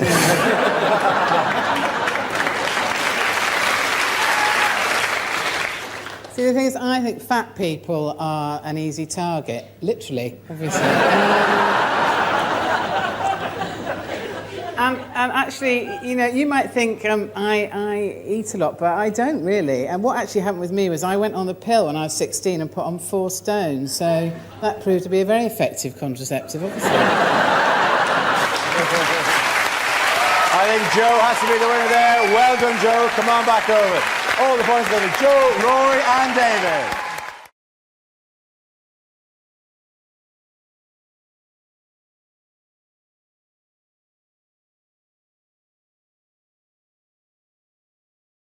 The answer is 600 metres. What is the question? Is it, if Kelvin Mackenzie was to do a bungee jump from a height of 500 metres, what length rope should he be given? Is it, in fact, what head start would I need if I was competing against Usain Bolt in the 100 metres? Is it simpler than that? Is it how big are some trees, Dara? No trees are Is it, in fact, the distance that they were taking shots of Kate topless? That is absolutely right. Thank you very, very much, Andy. Yes, the question I was looking for was, from what approximate distance did a photographer take pictures of the Duchess of Cambridge sunbathing topless? This is the news that the Duke and Duchess of Cambridge have taken legal action against French magazine Closer, which has printed topless photographs of Kate. It's called, I don't know, the French call it Closer for some reason. We have a French woman working the show, and I'm going, sure, it's Closet. She goes, no, Closer. A French court has blocked future publication of the pictures in France, but they've already been published in Italy and Ireland. There's loads of royals who've been snapped naked, haven't they? Obviously Harry, you know, now Kate, then we had Andrew before that, Charles before that, Countess of Wessex. I mean, there have been, in fact, so many of them, I think they should persuade a few more of them to do it, and then they could release a charity calendar. The thing is, isn't it? It is terrible, it's unjustifiable, it's immoral, but I quite want to see the pictures. Are you saying you haven't seen them yet? I haven't. I've seen fuzzy versions of them on the... I think they're all fuzzy. The pictures were taken from the Hubble telescope. From the Hubble telescope.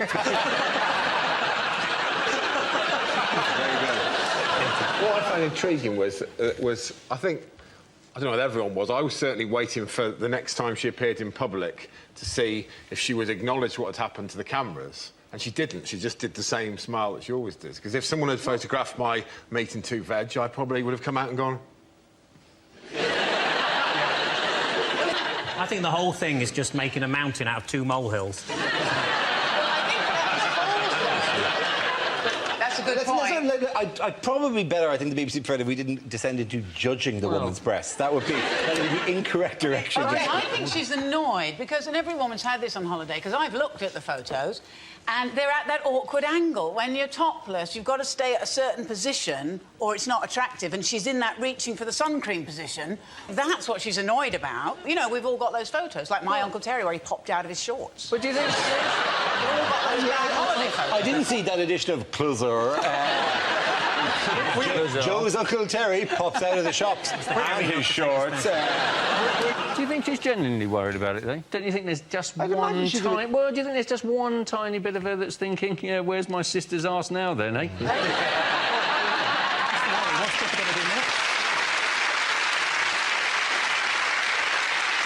To their credit, no British newspaper editors have published the picture, although they have all had a proper think about it.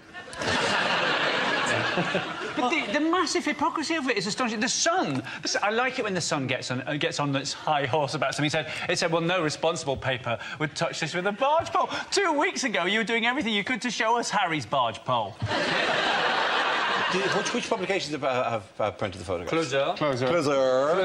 The Irish Daily Star, the Irish Daily because Star. she's not your future queen. Well, that was the Irish Daily Star thing. There's an Italian magazine called Key and the Irish Daily Star both publish it, but they give very different excuses, right? The Italian excuse is very... But they are young and they are beautiful and they are in love. And the Irish Daily Star was, she's not our queen. Yeah. But when they publish photos like that, and they're always photos like that, not of the royals, but they're, you know, kind of topless photos in magazines shot with a long lens, they are always of, there's kissing and cuddling in the pool, and then they're putting sun cream on each other. And these are meant to be sexy, erotic. There's nothing less erotic than putting sun cream on your partner's back, is there? It's just something you have to do. Yeah. And the reason you have to do it is because you can't put sun cream on your own back, so you've got to reach a deal with the person who's going to do it. That's all, isn't it? That's all it is. I was photographed on a holidays once by Papt, yeah. I was taking a holiday and I was doing exactly that. And the pictures, if you saw them, they were quite shocking. But and it was an intrusion. That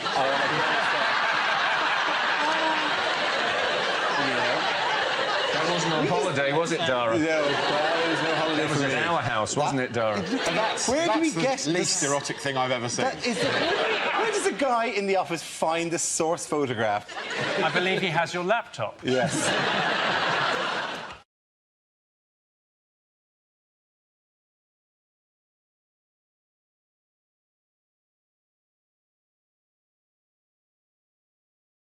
The issue with him is because he's currently being sued over Trump University, which I looked into this, and it's a place where people can go to become asset managers, wealth creators or estate agents. So it's essentially Hogwarts for arseholes. Imagine. I mean, it costs people loads of money to go there, and that's why he's being sued, isn't it? But imagine a university that charges you thousands of pounds to study there. We would never have a system like that. Graduating from Trump University and then suing Trump University is the only way you can make any money from Trump University. It would be funny if the graduation involved you suing them and they went, congratulations. You're one of the clever ones. You've learned that this is entirely a scam. And he keeps going on about building a wall. But, like, the idea that he wants the Mexicans to build the wall and pay for the wall, they should take him up on that and then just put a door in it. I'll tell you what they should do. Do you remember handle on their side. Do you remember the BBC One Saturday night show Hole in the Wall? How much better if they built the wall between America and Mexico, but there was all shapes like that. And Dale Winton stood on the border. I'd watch it. Or that wall in Total Wipeout that used to have, like, punching hands. That was a great... Like, 4,000 miles They could just have those 4 balls. Oh, my God, if they made... all Central European... Like, you got into the country if you managed to actually get to the end. But you had to start by standing up and going... I think the big advantage of him being elected president is finally we'd be able to laugh at Americans for reasons they'd understand.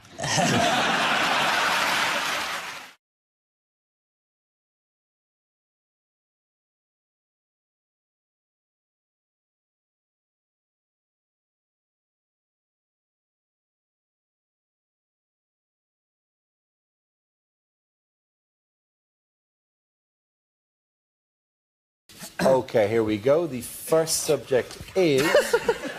me. Unlikely lines from a cosmetics commercial. Do you want tighter, smoother skin? Why not try getting fat?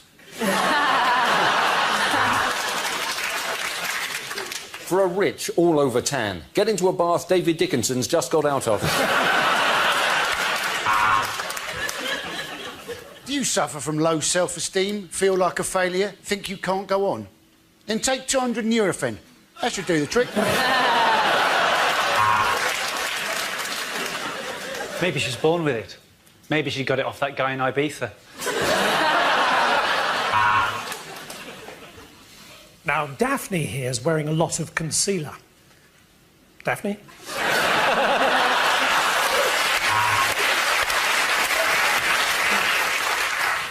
What's my secret? I murdered my first husband. Want thicker, fuller lips? Then try telling a nightclub bouncer he's a twat to his face.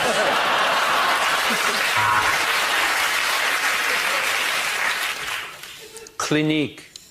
Because clinic reminds you of chlamydia and stuff.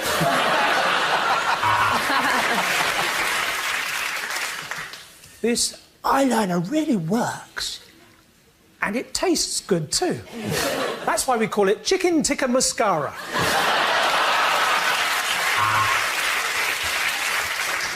I'm Dean Gaffney, and I'm worth it.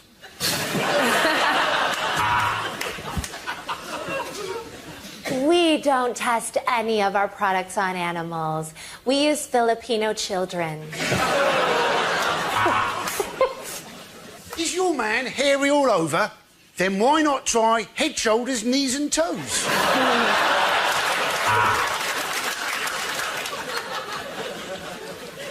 New anti-wrinkle cream for men. My scrotum has never felt so small.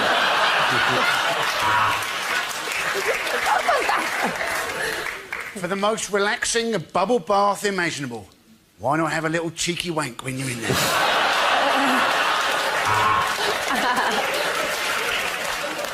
Do you dream of longer, fuller lashes? Then you should try re-evaluating your priorities.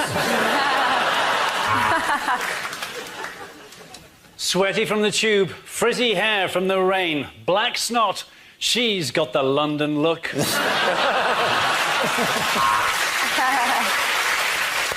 3 steps to a better skin. No crisps, no chips, no burgers.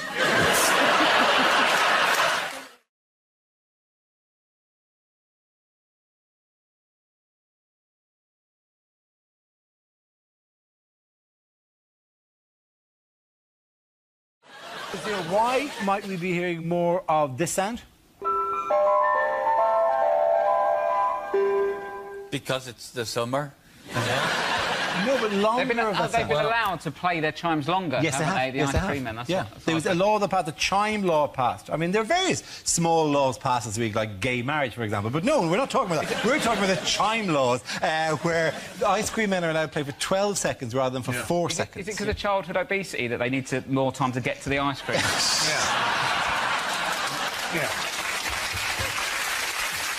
There is a real problem with ice cream vans. I'm not sure this is funny, but it's kind of interesting.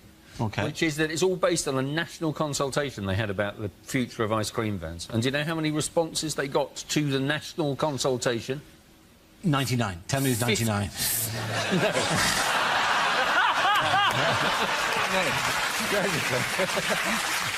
OK, at the moment that we're recording now, the what is the nation gearing up to? What is... Pancake Day. No. That's pancake. The royal baby. Yes, it is, yeah. David Beckham was asked, wasn't he, as to what he thought the kid should be called, and he said he thought it should be called David, but only if it was a boy. And you're thinking, when has David Beckham got so sensible about names? Brooklyn Harper Cruise. You can't tell whether it's male or female or a boat trip round New York. It has to be something that goes with princess or eventually queen. So, Latifah or of the South.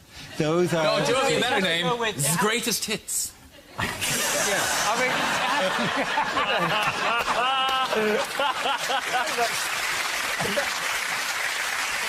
What name they give the baby should depend on what they take as a surname. So if they're going to go with Windsor, if it's a girl, Barbara, if it's a boy, Legoland, and if they're going with Cambridge, either way, Travelodge.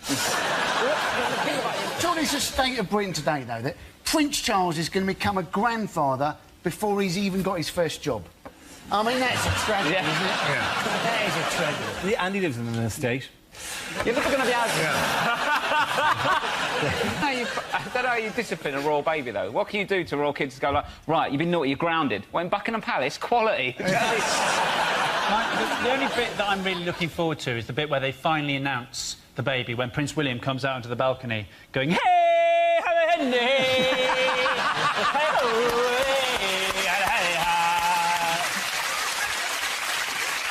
A man with children. Just see a bunch of giraffes on the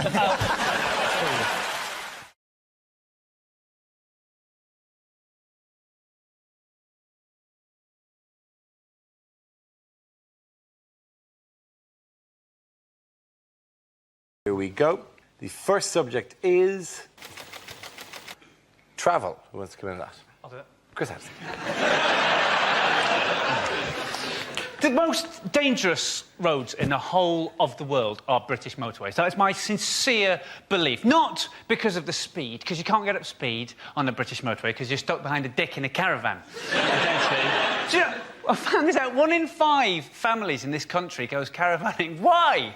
What makes a family who don't get on in a normal-sized house believe that squeezing themselves into a tin for a fortnight is going to improve matters? It's such a self-deluding activity, which for me is symbolised by that. You know that 5-foot-long wing mirror, the attachable wing mirror the dad puts on the car? Well, I have to see what's behind me. It's of paramount importance that at all moments I can see what is behind me. Oh, for goodness sake, just paste a picture of a traffic jam on there, because that's what's behind you.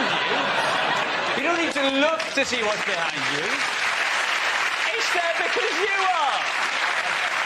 So the government, they're boring, right? The motorways are boring, and the government puts up those signs to stop us falling asleep, saying, TARDIS can kill, take a break. But the thing is, we're not surprised by those signs anymore, so they don't really work. I think they have to keep changing them. I think they should change those signs to keep us on our toes. Change them to ones that say, Deja vu can kill, take a break. And then one exactly the same, half a mile.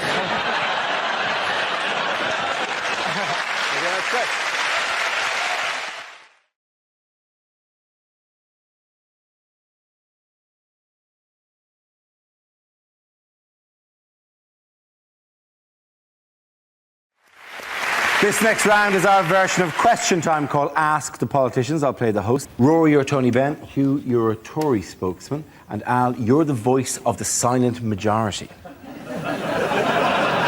Can we have our first audience question from, I think, the intense Scottish man there, please? Yes. Can I ask the panel what single law they would introduce to make Britain a better place? Tony Benn, would you like to come in on that? Well, you see, straight away, I wouldn't do a single law, because I'd say a lot of laws, because that's got an S in it. But, but the best law, I would say, was Andrew Bonar Law, who was a Conservative minister and became Chancellor of the Exchequer in 1910. Wonderful person. I met him, and I met him the first time. And he was the first person who got me interested in politics. But the answer to the question, Mr. Benn, if you could possibly... Well, you see, there we go. We're concentrating on personalities, not on issues. I think that's completely wrong, and I'll come back to you later. OK. Tory. Hugh? No foreigners. Is that what you'd say? Well, I think it's time for the decent, honest, hard-working, law-abiding, tax-paying, normal, sensible, reasonable, down-to-earth, hard-working, normal, law-abiding, down-to-earth, sensible, reasonable people. Hard-working, law-abiding, tax-paying, fleeced, decent, honest, hard-working, law-abiding, normal, decent, reasonable, sensible, law-abiding, normal, hard-working people of this country who don't want to pay their speeding fines, regardless how fast we may have been going the wrong way up the slip road, on a phone, no seatbelt, no tax, no MOT, no insurance, whilst eating a burger and receiving oral sex on the telephone.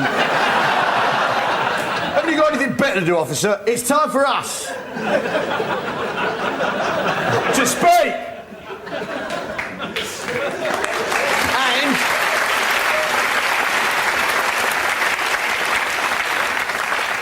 bring back hanging, obviously. Let's go to our second question. The swarthy Greek lady on that side there, please.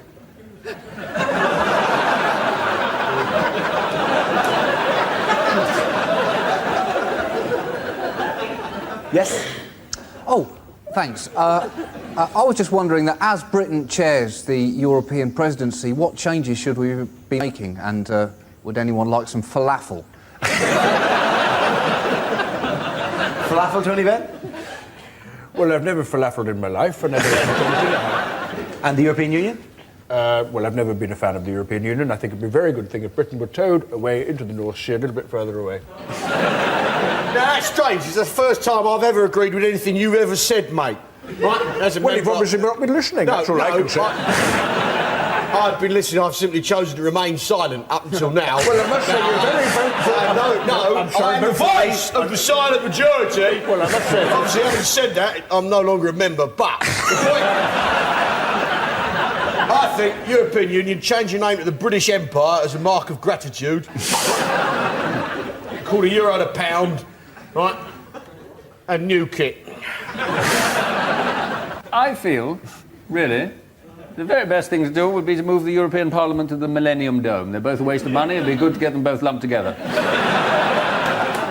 OK, the lady there in the middle. You have a question?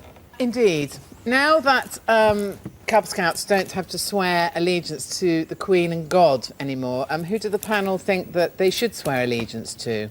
Tony Benn. I think you have to go a long way to beat Clement Attlee. I, personally, have sworn allegiance to a Cub Scout. He's absolutely lovely and he does marvellous things with his woggle. One phone call, you're on a register. Who would you pledge allegiance to? Voice of the silent majority? Well, speaking for the people who would have shot that burglar a third time...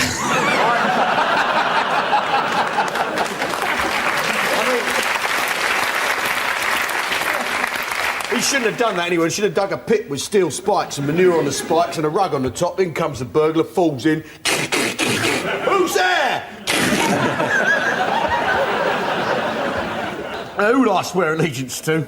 Yeah. Well, in fact, this is nonsense, isn't it? It's got to be the Queen. I've got to go back to the Queen. And I love the royal family. Not just out of mindless loyalty. If not that, then what? I fancy her. They're all dirty, those German birds, aren't they? Do you follow the rules of etiquette when meeting the royal family? What are you talking about? I recently discovered that one is not meant to turn one's back on the Queen. I don't understand. She's very unlikely to nick anything.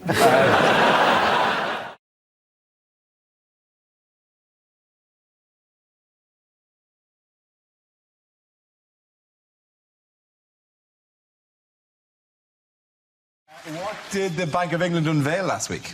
I think it was a new fiver, wasn't it? This is the new fiver, my friend. This is the new fiver. Oh, make it rain. Oh, yeah, I never thought of doing that. Like, oh, yeah, fiver. Yeah. Oh, You're actually, making it drizzle at that So, yeah, hang on, that's it, isn't it? That's the motion. These were lent us by the bank for, you know, interest in Saturca, not for me to go, It's literally the worst rap video of all time. Never see Snoop Dogg and Dr. Dre fetching the money they've just thrown. Oh, honey, yeah, £30. Does that make your dreams come true? Oh, this would be terrible. Imagine because they're actually they're plasticky and clear and see through their polymer notes, which means you could actually go to laptop and go, I can see you. I can see you placing my money. Imagine that, cashier. I can see you. I can see you. Just pay for the condoms and leave. The testing that they put them through, they said they dipped it in tea for, you know, all those times you mistake a fiver for a hobnob. I often do that when I'm taunting younger comedians. Oh, really? I eat my fibers. It could be they realised the recession was caused by people leaving fivers in their jean pockets, putting them in the wash. Fivers only last they only rarely last 5 years. A £5 note. So yeah, they all. You're thrifty, aren't you? Yeah? I could make a fiver. I can't even make it last 5 years. I mean, honestly, cost of living. This is the most I've ever been paid for this show. You can't rip it, can you? It's very difficult to tear. Very Awful difficult to burn. news for magicians. That'd be so irritating. I should make it. Oh, come on. Sign it for me. Oh, did he flying? Ah, come on! Bloody fivers. I like that Have you ripped the new ones given to us by the Bank of England specially? Have you literally torn? Well, they should have made more of an effort to make it stronger.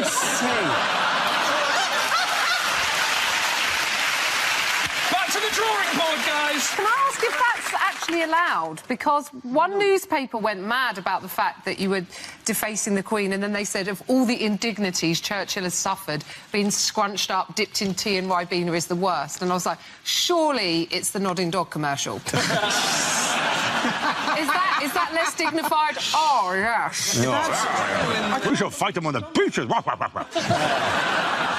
Yeah, so those are the fivers, yes, please, if you can. Guys, bad news, I lost mine.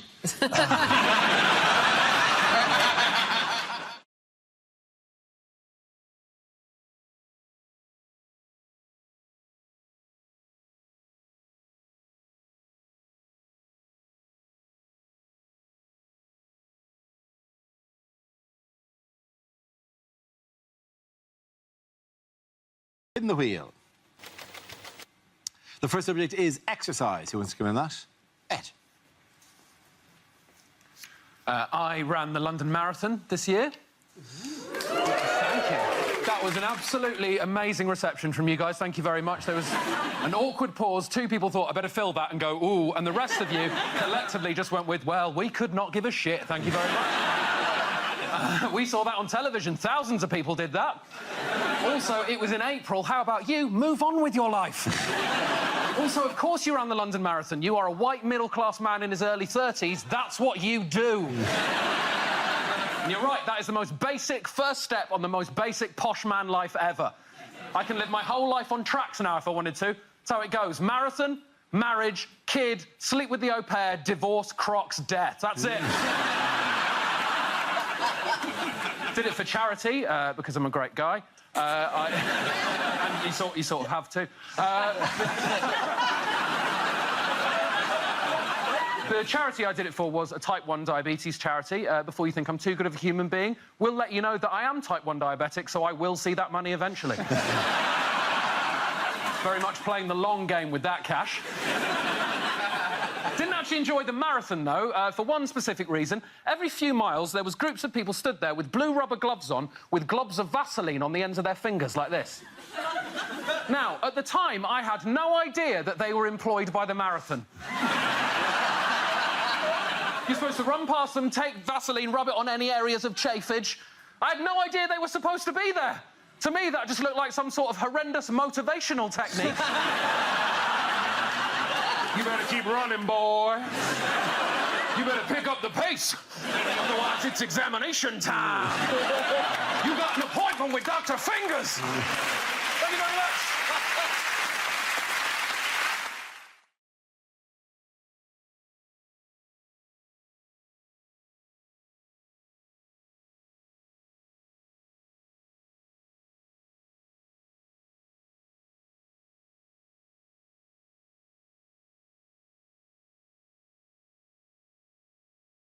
Now we come to scenes we'd like to see, so if everyone can make their way over to the performance area, I'll read out this week's topics and then we'll see what our panellists can come up with. OK, here we go. The first subject is things you wouldn't hear on a survival show. This is the most terrifying animal you can see in the wild. It has the body of Posh Spice.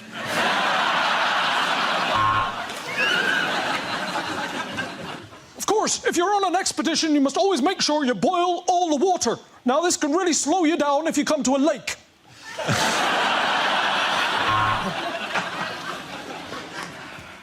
It's been 17 days since my last proper meal, and I am beach body ready, bitches. Bear, are you related to George Foreman grills?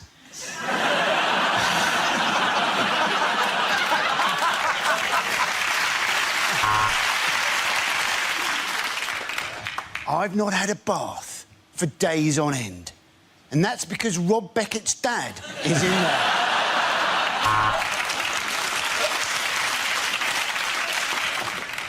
There is barely any water here, so we've been collecting our urine but this morning some of it was gone, and that is taking the piss.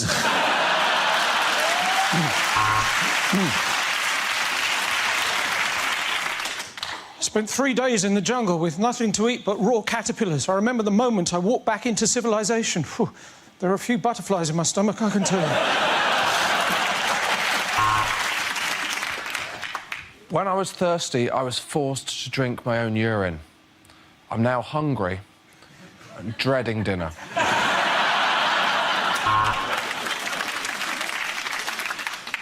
And when you're in the wild, you've got to remember what you learn at Scouts. Don't tell anyone our little secret.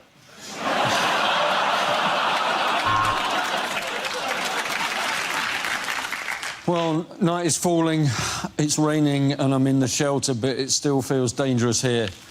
There are 6 teenagers staring at me, and the bus doesn't arrive for 20 minutes.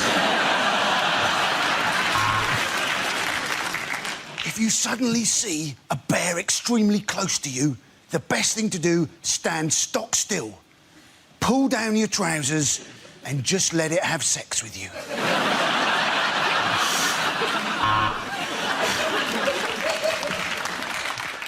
On the men's island, Derek's drinking coconut water because Derek's a hipster twat.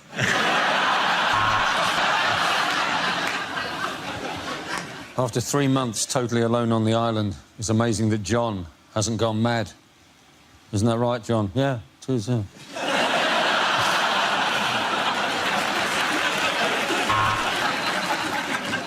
So, I've managed to make a raft to escape the island by smashing up some boats. Okay.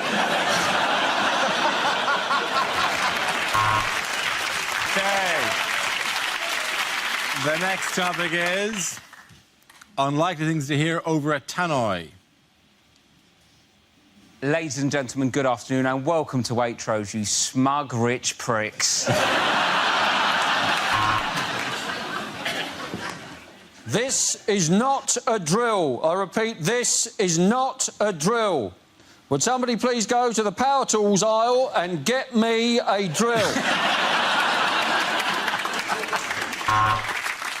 If you see an unattended bag, please don't report it. Remember, you're in world of luggage.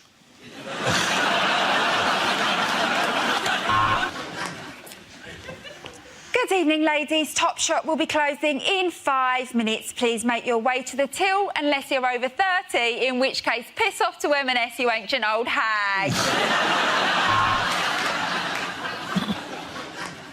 This is an announcement for the front desk of the swimming baths. Could doctor, someone's done a shit in the pool?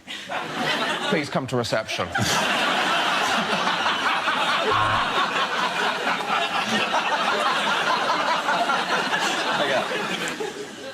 Would the couple having sex in aisle 2 please stop?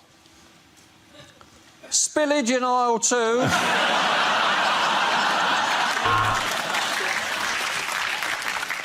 The 1625 has unfortunately been cancelled and has been replaced by a replacement bus service. EasyJet would like to apologise for all passengers who are going to Greece. I only work in the post office for the crumpet. Watch this. Widow number 2, please.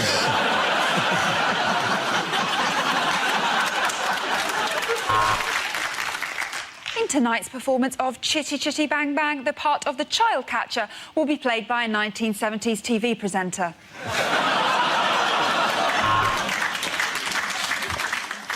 Welcome to Sexist Airways. I'm just going to pop on the seatbelt sign for a moment because we're swapping to a lady pilot.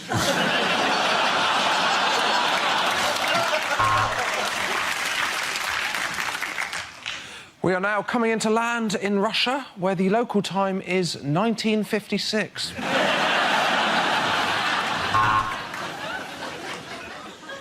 Welcome aboard the one-way saga service special to Switzerland.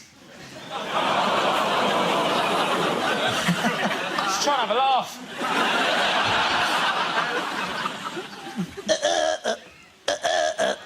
Attention to the submarine crew of HMS Nando's. Be careful not to burn your eyes on the peri-periscope.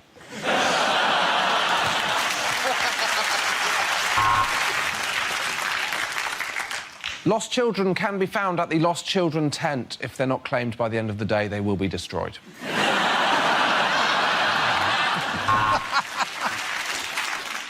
Welcome to Megabus. Things haven't worked out quite as well as you were hoping, have they? Welcome to the sexist supermarket. Check out number 3.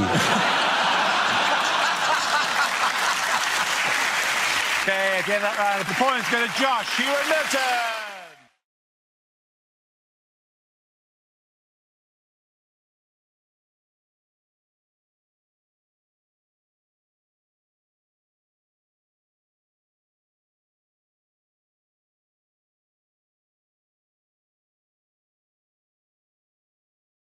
We start as ever with our round called Headliners. Here's a picture of former Prime Minister Tony Blair recently, but what does BGBC stand for? Is it Britain's greatest bullshitter celebrates? Is it, in fact, Blair's guilt-free, blood-stained conscience? That was a lovely Is he just suggesting what he thinks the next stage in the world should be, the next thing that should happen? Is it bomb Germany, bomb China? Is it? That would have been an amazing turn in the inquiry. If you just randomly picked countries and went, yeah, if I was still in power, oh yeah, you'd be gone. Hey, gang, is it Blair? Great Britain's catastrophe. Oh, I'll go there. Is it just a description of him? Is it like balder, greyer, besotted by cash?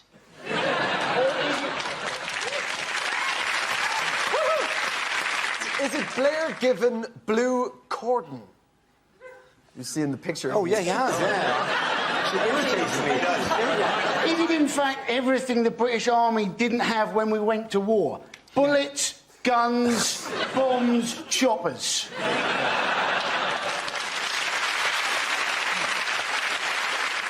Is it Bush's grinning bum chum? Would somebody give me the answer? Blair grilled by Chilcot. Very good, well done, Andy.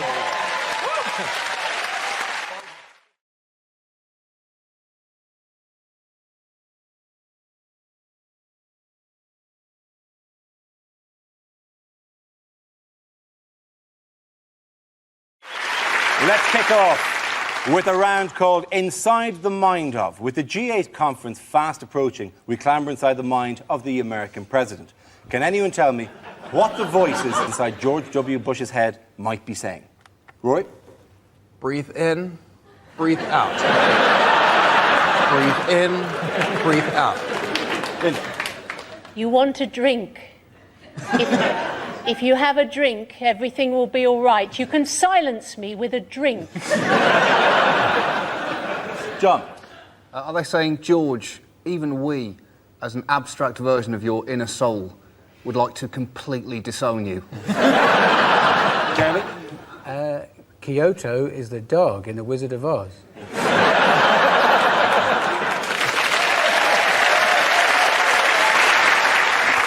Frankie? Are they saying, if you step on the cracks in the pavement, George, we have to invade Syria? I'm saying, gee, there's a lot of room in here.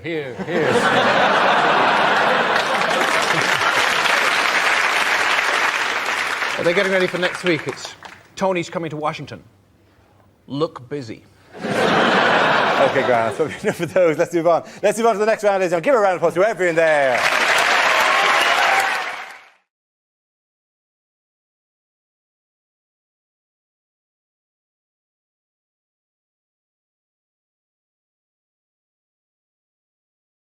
Unlikely things to hear on a train. This is the Virgin train service to Edinburgh. If you're not a virgin, would you please get off at Hemel Hempstead? We would like to apologise for the bumpy ride as we entered the last station. This is due to some selfish bastard throwing himself onto the train.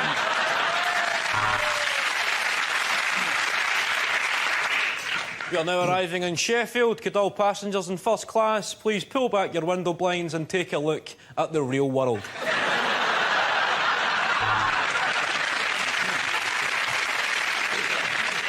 We'd like to apologise for the toilet being out of order for the entire journey, as Ricky Hatton is in it. Due to staff shortages, I am unable to finish this announcement.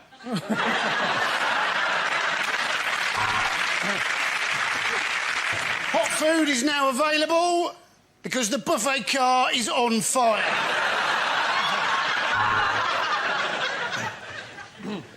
We have now arrived into Birmingham New Street. We are pleased to inform any passengers wishing to change for Wolverhampton that there's a JD Sports opposite the station.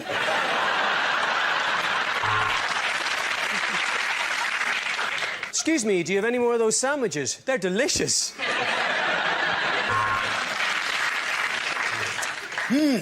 I wonder whether I should take my personal belongings with me when I leave this train. If only there was an announcement that could possibly help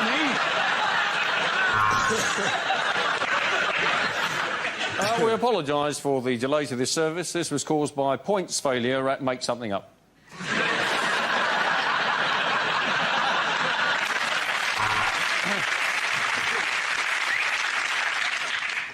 Hello. This is the train speaking. I know we're running a bit late, but don't worry. I know a shortcut.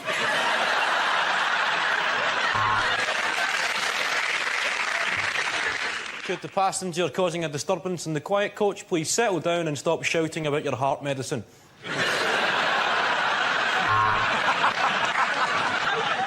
Would the driver please contact the guard? We have no idea where you are.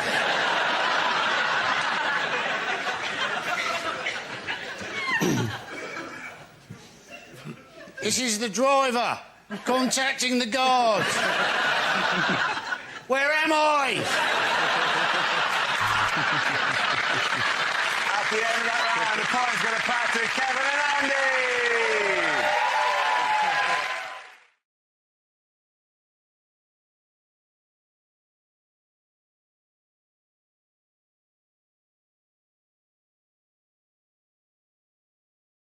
Yes, this is Prime Minister David Cameron on a visit to a housing development near Manchester during this week's Conservative Party conference. At the conference, a number of high-profile policies were announced. Have you seen any of these policies? Yes, they have announced that married couples are going to get a tax allowance, aren't they? It's going to be amazing. It's going to be £200 a year. Yeah? Wow. To encourage couples to Yes. spend £4 a week. It's brilliant, isn't it? People going, yeah, walk out, go on, don't turn around now. Come on, eh? There's £2 in it for you. It literally is a pint. You could just get a pint out of it, and then every week you'll argue about who gets the pint. You're talking London prices here. Oh, sorry, of course. If they break into a student bar in Stoke, Yeah. you get hammered for a month. Yeah. Well, I don't think that's going to help the cohesion of their marriage. So at £200 a year, the average wedding is £18,000. So to break even, 90 years you need to be married for. Don't go dying on me. Don't go dying on me. I need another 23 years out of you. Come on. We're not married, Andy. That was like the weirdest romantic movie ever. Don't you die on me. Don't you die on me, Joshua Wickham. Don't I feel the gooseberry? Who's actually going to be... What decision would you make differently because there's £200 a year? Well, my accountant advised me to become a Mormon. But your accountant actually is a Mormon. He just hands out those leaflets all the time. That was a completely unrelated anecdote.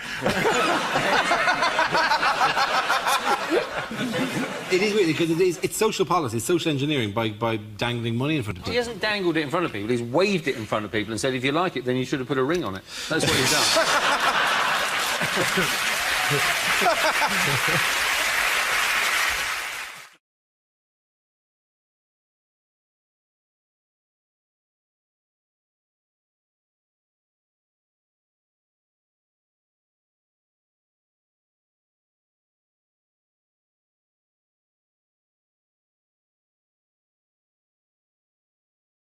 OK, here we go. The first subject is lines you wouldn't hear in a sci-fi movie. Captain's Lodge, stardate 21:35. It's a Tuesday. Actually, Jeremy Carl's just got the DNA results back. And apparently, Luke, I'm not your father. Commander Skywalker, bad news. We left R2-D2 outside to stand guard, and the council took him away for emptying. I've seen things you people wouldn't believe. I've seen attack ships on fire off the shoulder of Orion. I've seen...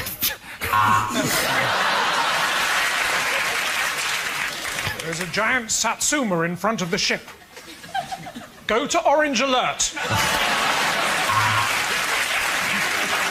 First, there were snakes on the plane. Now the British remake, Wasp in a car. You can't win, Darth. If you strike me down now, I shall become more powerful. Get off, you prick!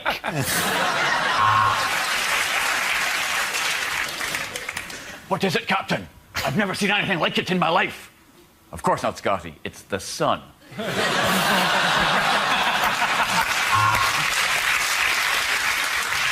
Since you have got your laser gun trained on me, I've got a bit of stubborn hair just here.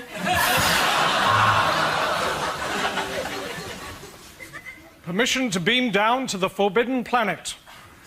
No.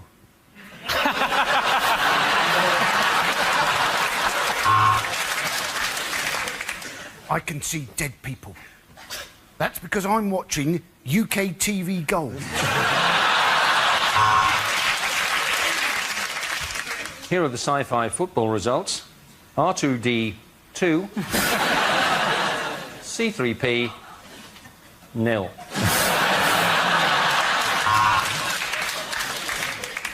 Look at all those fading, dwindling stars, forced to eat bugs in a jungle.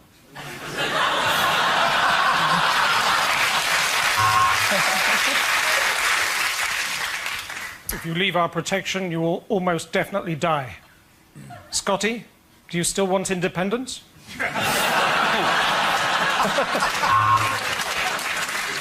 Luke, I am your father. Go to your room.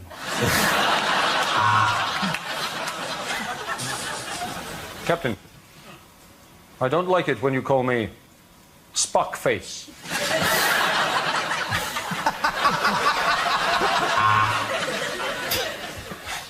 To boldly go where no man has gone before. Anne Widdecombe.